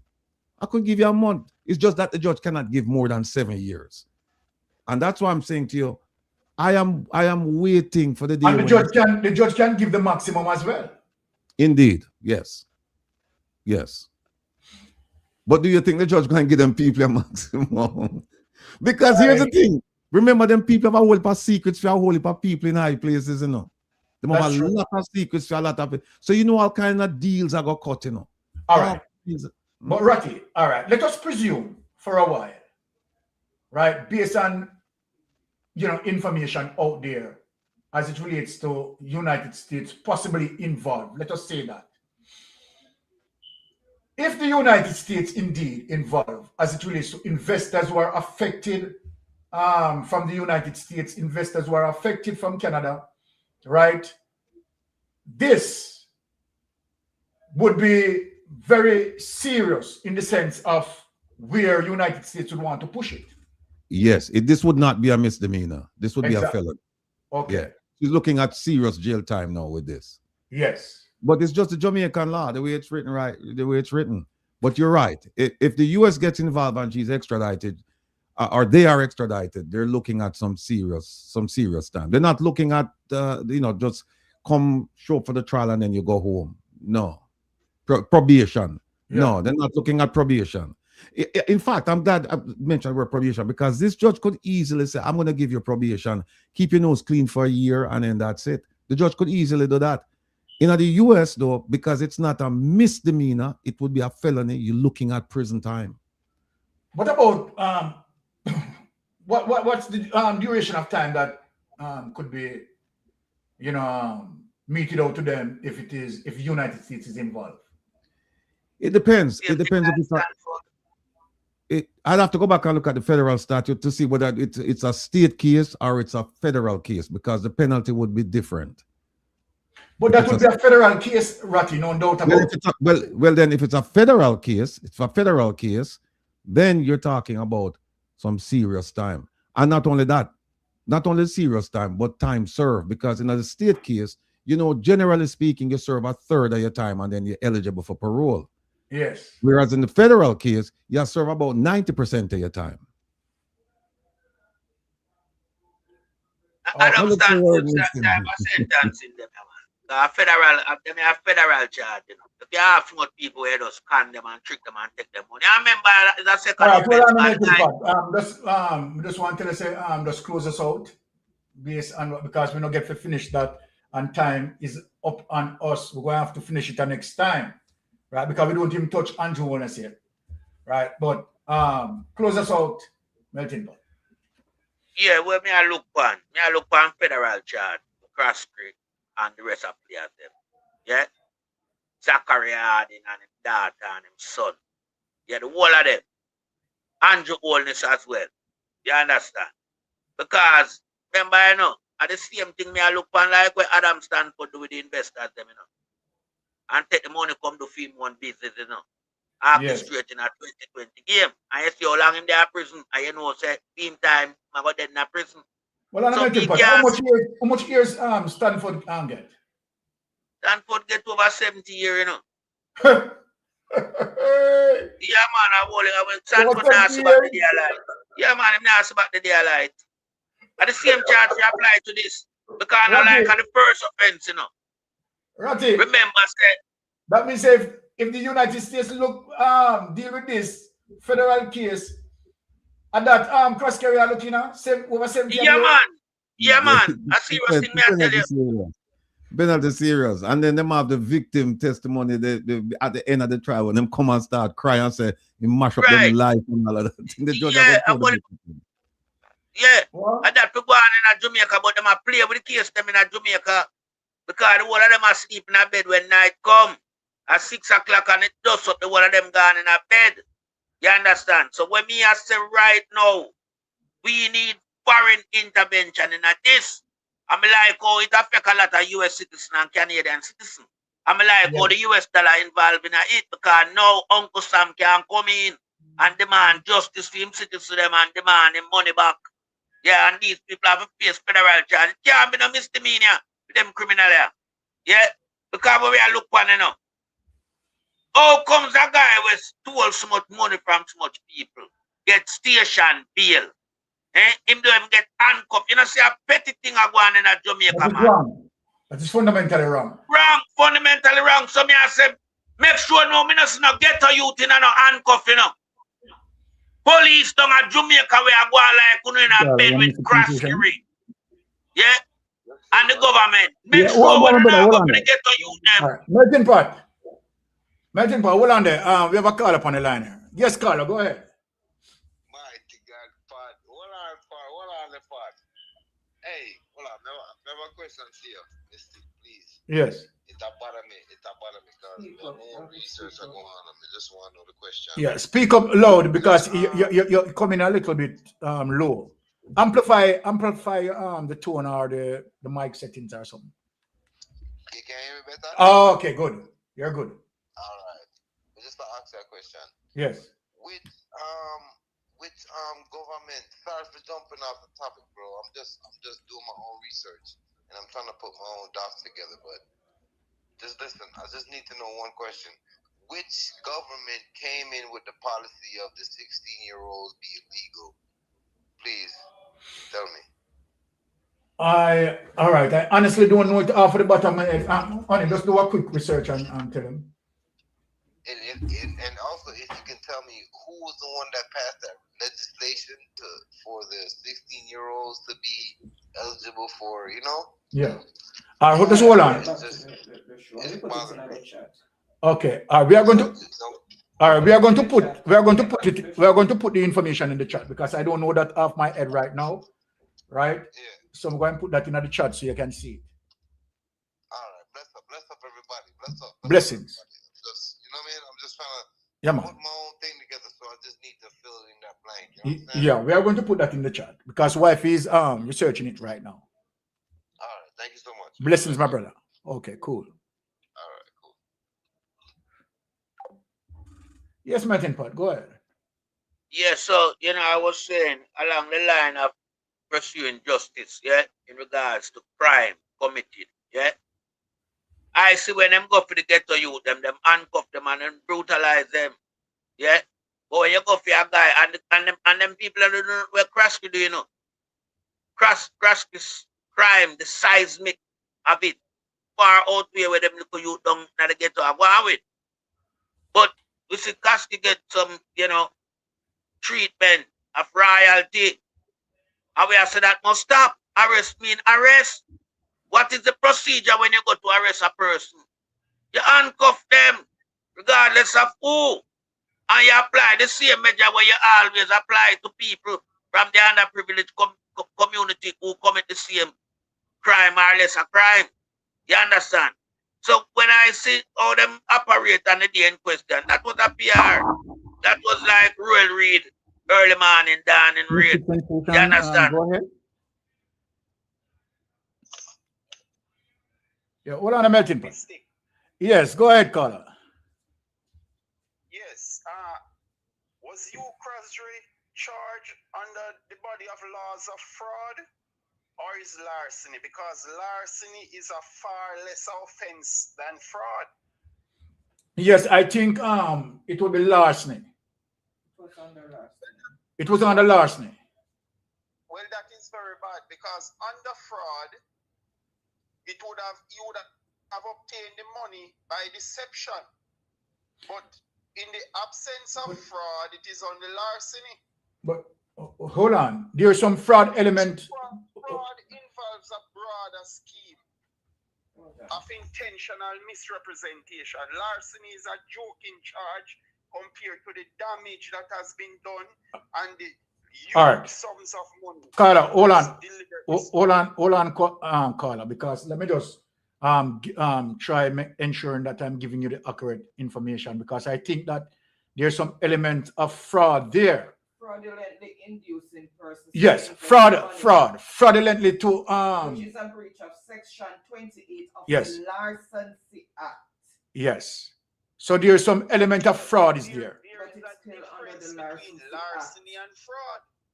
Fraud carries a harsher penalty than larceny. Well, the charge for example, they were not charged with fraudulent conversion. Yes. So the judge, in my view, Mystic Sensation, is that when upon their first appearance, the judge should revoke the bail and provide a revised bail condition under the supervision of the court, and the judge must also have those charges amended. It's the first I'm hearing that someone who is implicated in a $5 billion fraud can get station bail for $1 million. In fact, I don't even think the police has jurisdiction to provide bail for any value over $400,000. I would. So all of that will have to be dealt with preliminarily by the presiding judge, who the matter will be assigned to. But the damage, the severity of the crime is not matching up with the prosecution so far. You mean with the charges, not prosecution, with the charges? Well, the prosecutors proffer the charges, so it's the same thing. So I'm saying now that the police had no jurisdiction to provide bail for $1 million. They should never exceed $400,000. If you read the bail act, it tells you. Yeah, man, I agree with you. The special provision that was put in place to facilitate usury. But guess what?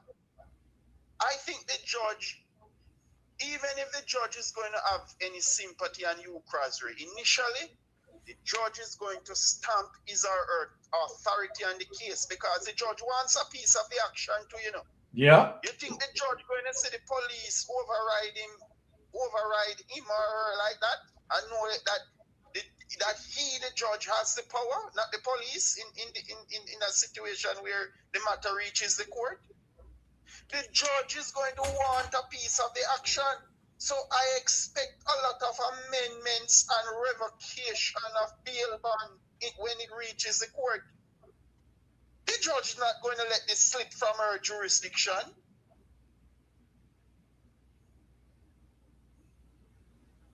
Any judge who is handling this matter want to make sure that he or she is in full control of the proceedings, not the police.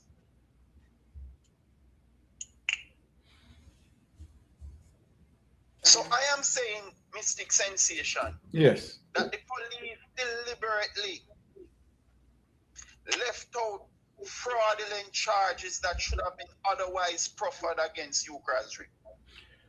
I tend to agree with you because I am not seeing any movements towards Mark Croskery, right, being charged as well. But even without the son, everybody knows that you Croskery is a mastermind and you Croskery has doubled down on this crime, right? So once you get you Croskery, you basically can solve the crime. So I am not even going to consider about anybody else. Let's stick to the man who is the organizer of the crime, the one who has the know-how, and he has done it already and has done it again. Yes, been there and done that. Right. So I am saying that the fraudulent conversion and charges like that, you know, under the laws of fraud, that should have been done. Because he collected the money by deception. We remember, you know, that he was giving bold annual statements, you know. And it was only on paper. As bold money went in, it was stolen, you know. Yes. Whenever the investors put in monies in SSL's account, they were stolen immediately. They didn't stay there in the accounts. Ukras removed them immediately for his personal purposes and to buy out politicians and to buy real estate.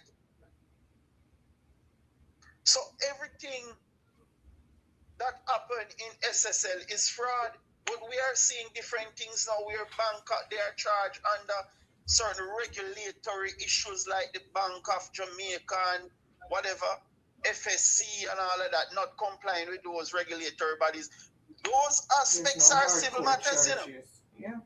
The court is not going to provide any jail time for those regulatory breaches. So I'm saying all these charges have to be modified or they have to be amended. All right. Since Ratty is here, let me just ask Ratty a question since you're on that subject. Yeah. Ratty about the all right, hold on. Ratty, as it relates to all right, hold on the call. As it relates to the charges that already mounted there, can the judge right, ordered for those charges to be up. Well, well, no, sorry. Go ahead. Finish, please. Yeah, can the judge order for those charges to be amended and come with a more stringent charges? All right. Here's what happened. We're still in the preliminary stages, right? And they don't have a hearing yet. They were just arrested. The caller is completely correct. Remember, I was telling you that a lot of the charges, they're regulatory in nature. So Yes. they're going to find them, and that they're not going to spend any time in prison. Now, this one that you're talking about, and the caller is rightly upset, saying that a fraud charge carries a heavier penalty. And a fraud charge, I assure you, a true fraud charge is going to be a felony. It won't be a misdemeanor. Now, can it be upgraded? Yes. The Crown would have to, them can supersede whatever charges that they have right now and add more charges to it. So it's not too late. When they go to court, like the caller said, they can even have a bail hearing, about a bail revocation hearing, to say that, hey, this man shouldn't get bail, and they can talk about the legitimacy of the station bail. And at the same time, the Crown can come in and put in additional charges. So these are just, as far as I'm concerned, these are just preliminary charges right now. Hold on, Rocky. Let me ask a question. The situation that the DPP would have involved in this, right, as it relates to gathering of evidence, help to do all of that, right, and might be working in tandem with investigators. Wouldn't that the DPP would be might be a part of this decision making in terms of the charges? I'm just asking. Yes, the DPP would be integral to it, because the DPP is the one going to have to prosecute the case. Exactly. So the DPP could, at the hearing, the hearing, all of these things, they could raise it, they could file all kind of motions and things like that. So to address what the caller said, the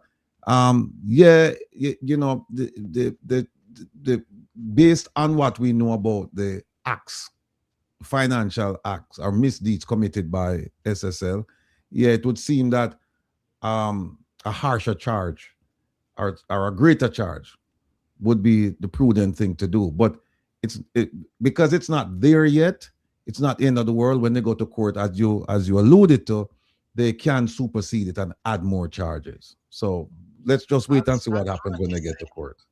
As Ratty said, larceny is a misdemeanor. Larceny is like going to steal some akis from a person tree,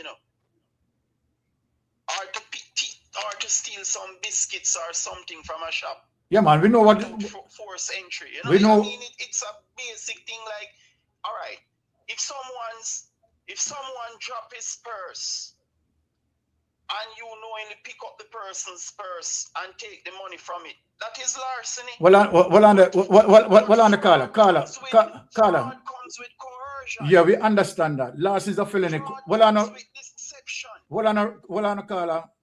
Larceny is a felony committed by any person who, without a claim of right, made in good faith, takes and carries away anything capable of being stolen. We know everything about that.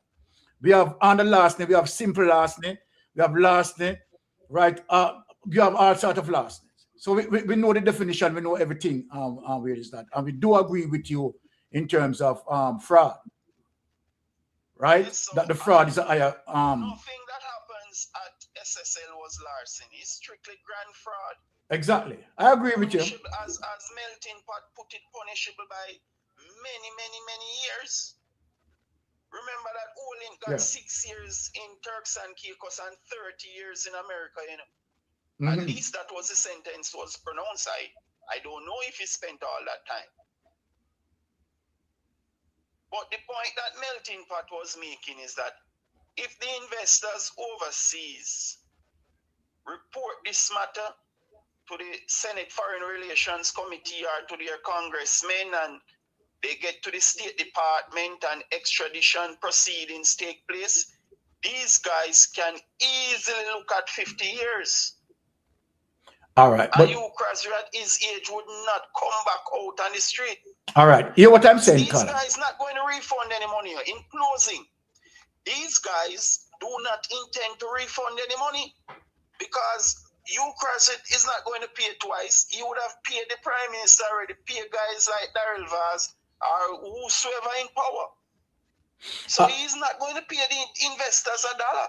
All right, let me ask you. Guess what? Michael Leachin with the 94 million US dollars. You realize that December is the deadline that they gave again, and he has not complied with that deadline. Yes. All right, let me ask. Michael Leachin doesn't have any intention to pay that money either, and he has the money. Is he waiting for Darrell Vaz and Andrew Wallace to pay it from the 6.7 billion US dollars that IMF loaned them? You can't left that out. Anything. They gave JPS 150 million US. You know? Anything can happen with this government. I government. would be surprised if Leachin is waiting for the government to pay it on his behalf, and he can provide the kickbacks to them. You're right. You're right. Want to be about that. But let me ask you something, Carla. Carla. Yeah, Carla. Let me ask you a question. Let me ask you a question in terms of, your critical thinking. All right. As it relates to the Kroll report, the Kroll investigation that had completed and charges were recommended, right, to proceed. And the DPP sat on it and find all sort of clause. Why now that they are coming, with these charges? Do you think that there is some influence might be from outside that is directing this energy? Well, I don't know, but you, Crosby, and those guys being prosecuted in Jamaica would make it very easier for them rather than to be extradited, or at least if they were to be extradited, this could delay the process. But not necessarily so, because US can say, well, based upon the amount of investors from there, it could be that they take precedent over the matter and decide to extradite him at first, rather than to let those flimsy charges take place in Jamaica. But the Kroll report also would be important for the police. Does the government issue the Kroll report to the police? Very good question. It will help to prosecute the case. Very good question. I remember that Gina and Pantan's attorney requested the Kroll report, and Paula Lewin didn't pay him any mind in court, and the judge didn't instruct the prosecution or the government to release the Kroll report either. So the Kroll report would have documentary evidence, forensic evidence that would facilitate in bolstering the case against Hugh Crosby and his crew. But as for now, why they would have taken so long, it could be that the State Department is ready to extradite Hugh Crosby, and the Jamaican authority decide to slow down the matter and have the prosecution takes place there. Well, if that is the case, wouldn't that United States, because United States is not going to take that lightly. Because let me give you an example. This just reminds me of the Dudus case, when the United States wanted Dudus to be extradited, and the government was tardy in the process, and the United States pushed very hard on it. So here's sorry to interrupt you, Mr. Yes. Here's the difference though. In the Dudus case, they didn't have any pending charges in Jamaica. Because once you have pending charges, if you have an extradition and you have pending charges, yes, the general rule is that you finish up the local charges, finish up the sentencing, and then you deal with the extradition. But the extradition, you still do the paperwork, and you just wait until the case is finished and the person go. In this case, they have charges pending right now. In Dudu's case, they didn't have any charges. It was just the government delayed sending the body. And that's where the U.S. government stepped in and said, no. yes. We want the body, you need to send the body. But yeah, exactly, because I mean, basically, what you're just saying, Ratty, is that the government effort in terms of utilizing delayed tactics. Is that what you're saying? Yes, that could result in delay. If that's what I'm saying, strategically, if I were advising Crosscurrent and all of them, I'd say, hey, we could have them just charge you, because then that stops the extradition process. It doesn't stop the process, but it stops you from being extradited until this case is finished. And then we just drag out the case for 5 years, 10 years, and then nobody know hear nothing more about it. But Ratty, you and I know, remember, you know who we have at the helm? We have Mr. Trump at the helm, And remember, you understand? But remember, you only have 3 years left. You only have 3 years. So if you drag the case out and then you keep telling the American authorities, because them going to show up at court to figure out what the hell's going on, And if you go on, the lawyer keeps saying, Judge, we need this and we need that and we need a hearing, and then file all kinds of motions. I know the judge have to spend the time now and listen to this, and that easily could drag out for another 3 years. Easy. But what is now, Ratty? I am wondering. Common sense dictates that the Andrew Holness administration is not prosecuting you, Crosby, to get justice for the people. Exactly. They are doing it for personal interest, to protect themselves. Yes. So I would easily accept the argument that they have done it to prevent or slow down extradition proceedings. Yes. And Carla. Is not interested in self-incrimination. Yeah. Hold on, Carla. Rattigan wants to say something. Hold on. And you know why I agree with the caller, because think about it, Mister. Think about it. They extradite this man here now, and this man is looking at facing the rest of his natural life in prison. You don't think he would have a reason for talk? You don't think he would have a reason to talk and so on? So that's why them just say, hey, we could charge him and keep him here and just tie out and just stretch out the whole thing. We can't make him go now to the American authorities, because if him go, him have to go talk every single thing, because I'm going to look at 60 years, 50 years, whatever. I'm going to look at the rest of his natural life in prison and give him a deal. I'm say, okay, tell her what you know, and we look at a reduced sentence. And I'm say, all right, fine. But let me ask you a question, Ratty. Could the United States use some diplomacy to put Jamaica government under some pressure? Yes. Because that is where I'm going now. Yes, and one of the things is that you just have to assume that the U.S. government knows where all the skeletons are in all of them closets there, especially the Prime Minister. They know everything about him. And so, I mean, what else is new? Because the United States would have been aware that what being done here, right, as it relates to those charges, would be that they would be utilizing delayed tactics. And so then the United States would push back, you understand, diplomatically. You understand, in terms of applying certain pressure, and might be, guess what, economically. They could. Right? You know how that going to happen now? Is the victims them, if the victims them start bawl out loud in America and say, listen, we need justice, then I'm going to apply pressure upon the State Department and the Department of Justice, then you will see some action right away. If it's just a regular case where they say, oh, we will have some money and these guys are responsible and they're in Jamaica and we need to bring them here, blah, blah, blah, then it won't, there's no, there won't be a lot of urgency there. But if the people start complaining and you have growing numbers of people, influential people, are people talking to influential senators, influential members of Congress, then you're right. Then they could strong arm them and say, okay, you know what? Forget about the charges. Or they could, you know what they could easily say? Drop the charges against them and we'll take them. Drop the charges. So then there's nothing pending. Yeah, just drop the charges. So we're not going to prosecute you, and then we will take, and then they'll give us the body. And that's it. Okay. You see, to the volume of the money that was stolen, I don't think that you, Crosby, and his crew can walk away freely from these charges. I mean, or from the consequences. This is a lot of money. It's money. Remember, it's money that changed your lifestyle forever, All right. And guess what? Darrell Vaz was a part of Holding2, where Darrell Vaz could have put Don Query as marketing manager for Holding. It's pure GLP people involved in the Ponzi scheme, Yes. And Holding was extradited to the US. So it's the same fate that you, Crosby, is faced with.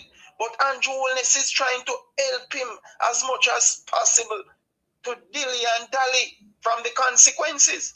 But to the amount of monies that have been stolen, it is very difficult for you, Krasri and his crew, not to be absorbed by the U.S. authorities. All right, Carla, let me say something to you. Let me say something to you. Because my wife said earlier that if we notice all of these situations start to happen on the heels that you have United States representative came roughly about last week. They came here recently, right? And then Secretary of War. And then after that, right, all of this start to happen. So in closing, I want the victims to go at the first hearing. The victim should go, and they should also go to MOCA, FID, and the police force and make individual complaints, while those overseas lodge their complaints to the Senate Foreign Relations Committee. And the media have a critical role in exposing the matter and to prompt the U.S. authorities to take charge. Yes. All right, so the media has this big role to play in the prosecution of these people. All right? Yes. All right. Okay. You have anything else to say, Carla, before you go? Well, in closing, remember that NHT alone, was $238 million that was pumped in SSL.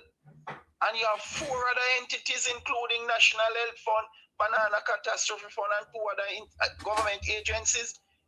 These are serious matters.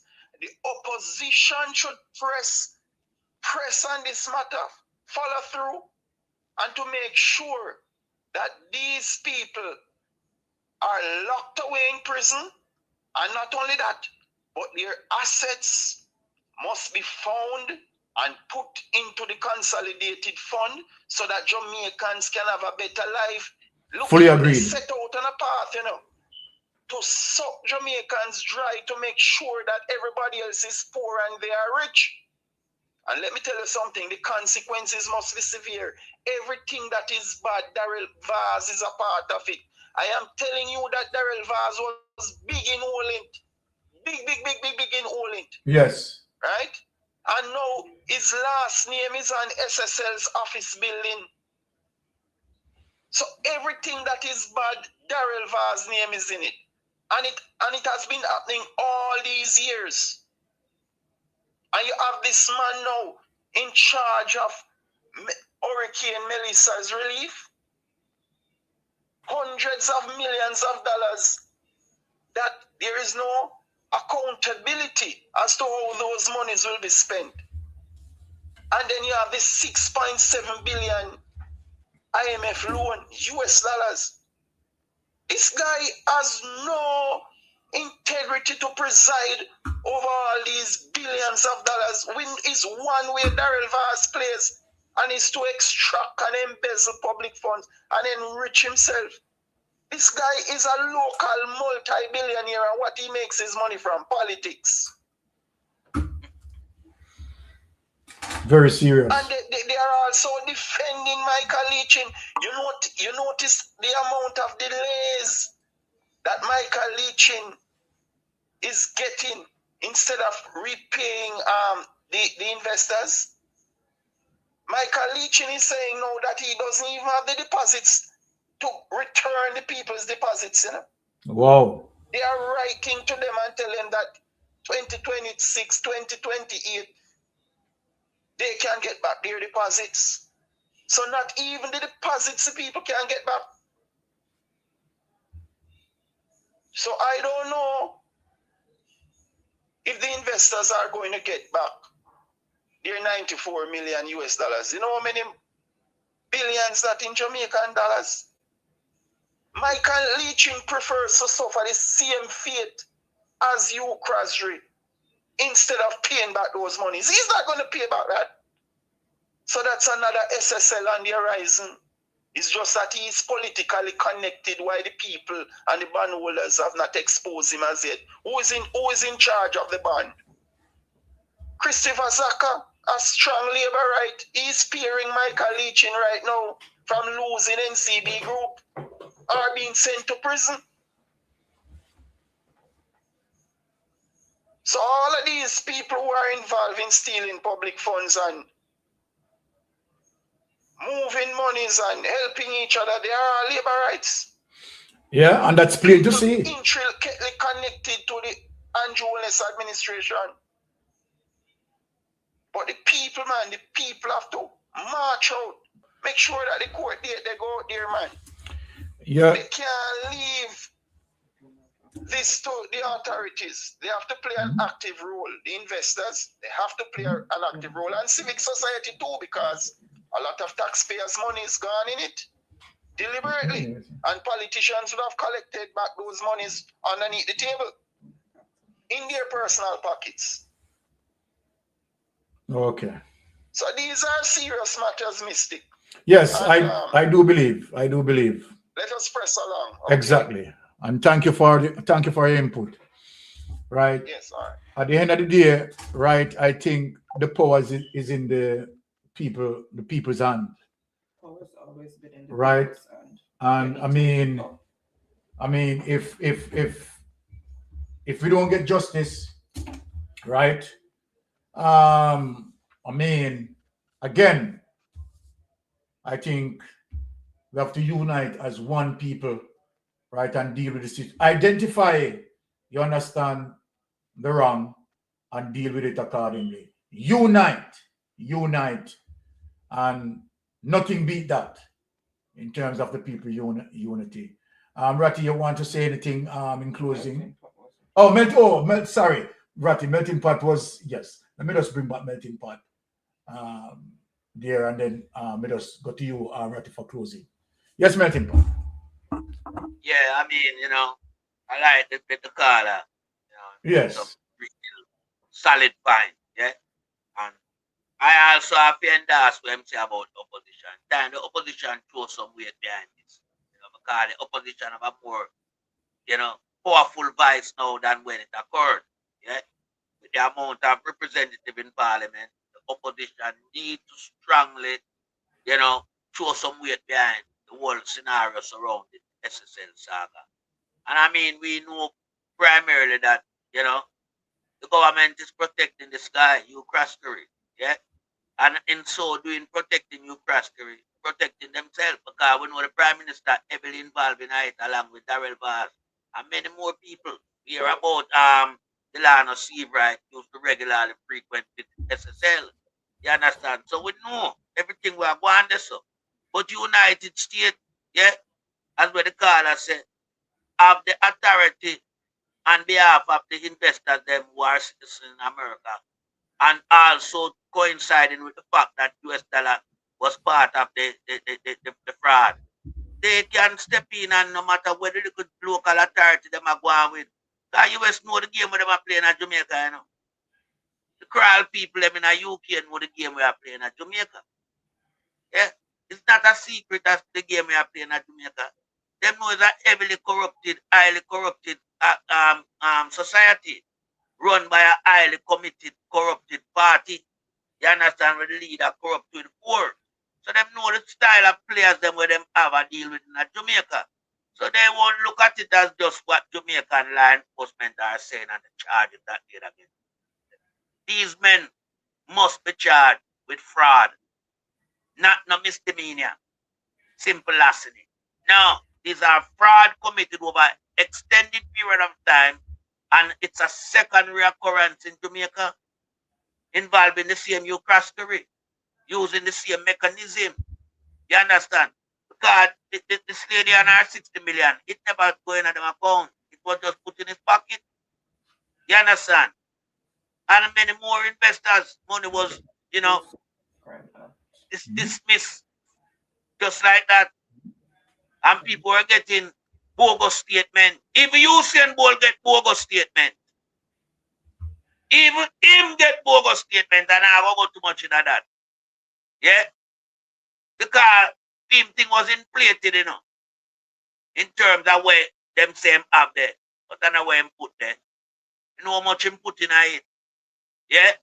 So we know all of them things. So If you give fraudulent statement, the fraud you commit, that's not loss in it. The facts you give the people them statement and a fraud statement, you know. That is not loss in it. That is fraud being committed. You understand? So I don't know where the police are going at Jamaica. But it's one thing I have to say. You see, whoever that policeman is, we're going to arrest the guy. Him is an idiot. Him should have made himself a national treasure. The first police to slap a handcuff on them nasty, big white neck color criminal. Me a police, me a slap a handcuff behind you, Croskery. The whole world I see it. If a country me go come from when me go back to my district, me a hero. In years to come, I have to put my face on the money in Jamaica. Me would ramp with him like this that the policeman there ramp with him. And I look in a car with blue gloves. I hold the car door post. You're supposed to have you cross here and feel pain with the handcuff by the man behind him. And make yourself become a prominent fixture in the police post. Yeah, the first police to go arrest these big boys and handcuff them. Yeah, but the police them are garbage down there. Garbage. So them play a little hanky-panky game. And them things look different from when them go down in the ghetto. You go down in the ghetto, you say, I'm gonna paint a man's face. But you crash was allowed to just float around with them hand in his pocket. But you say you arrest him, that don't look like arrest. That look like you come to give him a check. Come visit him, go and boss, you good. You just have carry out a little hanky-panky thing. But go down so that make it look like it real. And a man that through the fence a video. You know, say a joke business. That an arrest. You understand? Man back, man hand play behind them and handcuff tight. Yeah. And you make it look real. What kind of hanky-panky shambles game them play? So if I saw not deal with it enough, police, make sure when you go in and get to a CM, you don't deal with the youth them, you know. Make them walk free like you cross the way and come down at the station. Yeah. And give them misdemeanor charges and station bail. Man take how much money boy you give him station bail and about misdemeanor. Eh? Go to take Jamaica people for lunatic. Policeman, you are the lunatic because you could have been a hero in our eyes. Yeah? You know how long we want them boy in a handcuff and you get the opportunity. Prime opportunity and you fail to carry out your mandate of arresting people. Hey, I yield back the floor to you, brother Byron. All right, Melting Pot. All right. Ratty, close us out now. Yeah. The song, so we've only just begun, right? And it's so appropriate here because there is so much to unpack regarding this case. And like I said to a friend of mine, let's just kind of kick back and see how things play out because there are so many factors at play here, including geopolitics. Because as you and the caller mentioned, if the US government really feels as if we need these people, the local charges will disappear. They will disappear, you know, because they can't extradite them if you have pending charges, you know, so they'll just drop these charges and send them off. So what we have crimes being committed and we have geopolitics now that will direct the course of justice. If they do decide to go ahead with the local charges, they can always supersede them. They can always add new charges because, as we all agree, a misdemeanor is not warranted in this case. What is warranted in this case is something greater than a misdemeanor. Felony charges. Felony charges. We need to add felony charges to it. And you know, again, people, you know what we're witnessing here? We're witnessing a disparity in how justice is meted out in Jamaica. Yes. As Melting Pot said, you know, if them go downtown for get somebody for the same kind of charge, the treatment would be different.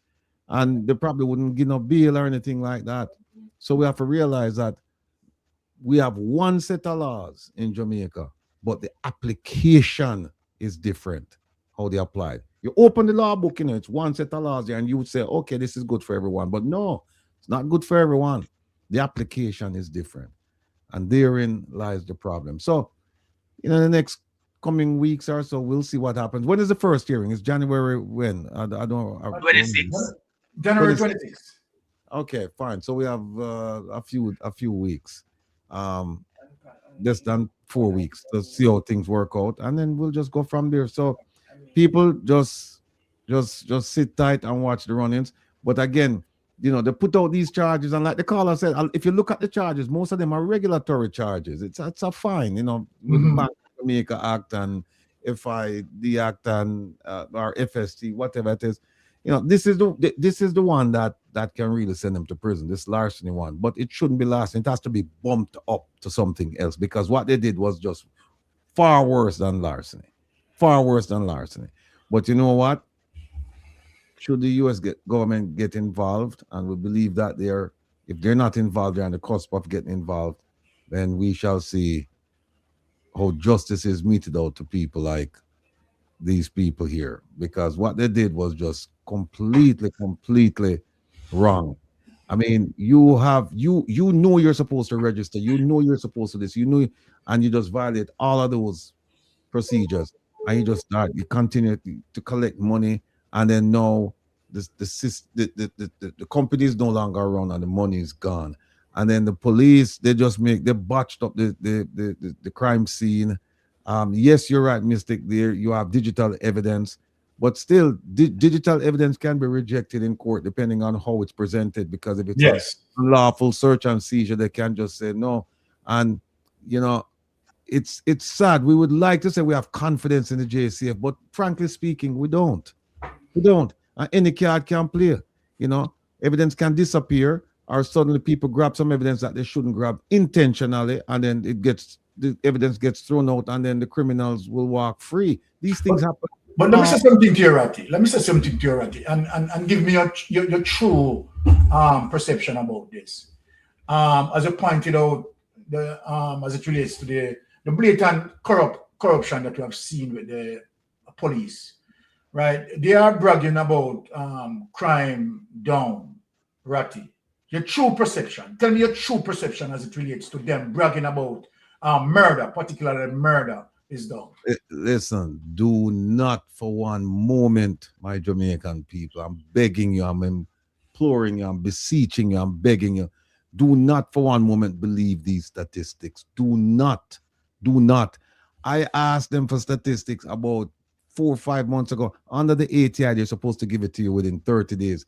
My request has been fulfilled, and it's sitting up at the police commissioner's office for months, and they will not release it, because what happens is that if you ask for homicide rate, homicide in Jamaica includes a whole range of subtopics, including murder. Murder is one of them.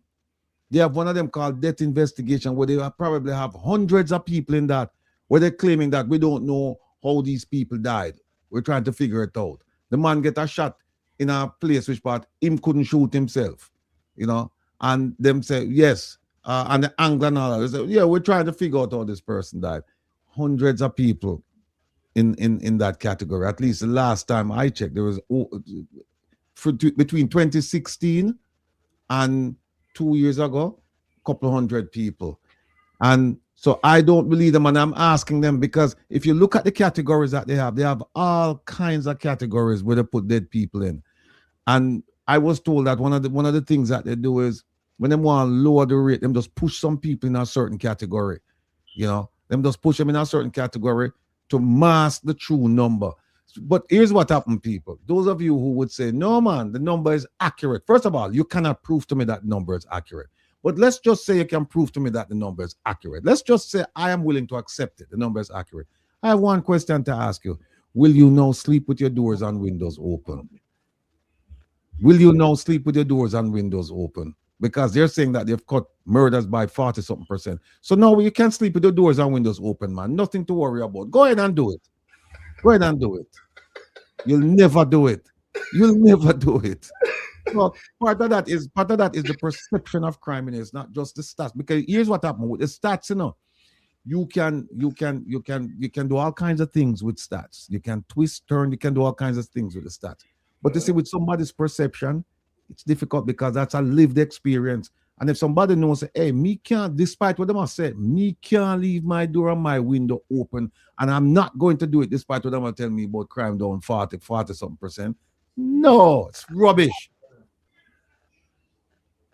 Exactly. All right, brother Ratty. All right, so Ratty, how many are come on tomorrow?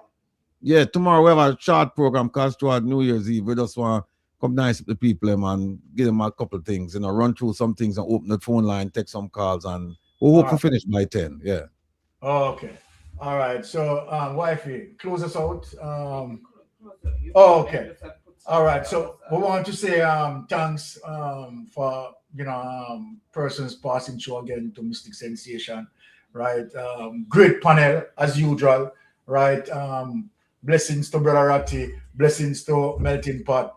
Love it, right? So people, Happy New Year when it comes. Wish you all the best, wish you prosperity and all of that, right? Love you all, right?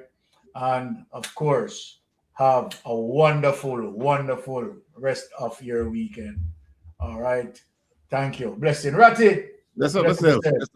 All right. Bless yourself. All right. As usual. No As blessings usual. and respect. Yeah. Blessings. All right, cool. All right, the answer to the age of consent for the person who called and asked is under Edward Seaga in 1988. I put it in the chat. All right. I don't want you come to me with that foolishness, you know. You elect a prime minister, and is a prime minister run the country. It is time we learn to hold our leaders accountable for their actions and stop making excuses for them. Stop making excuses. Otherwise, go elect the people who really run in the country. And I don't want the right side that stupid argument. Hold the people you elect accountable and stop making excuses for them.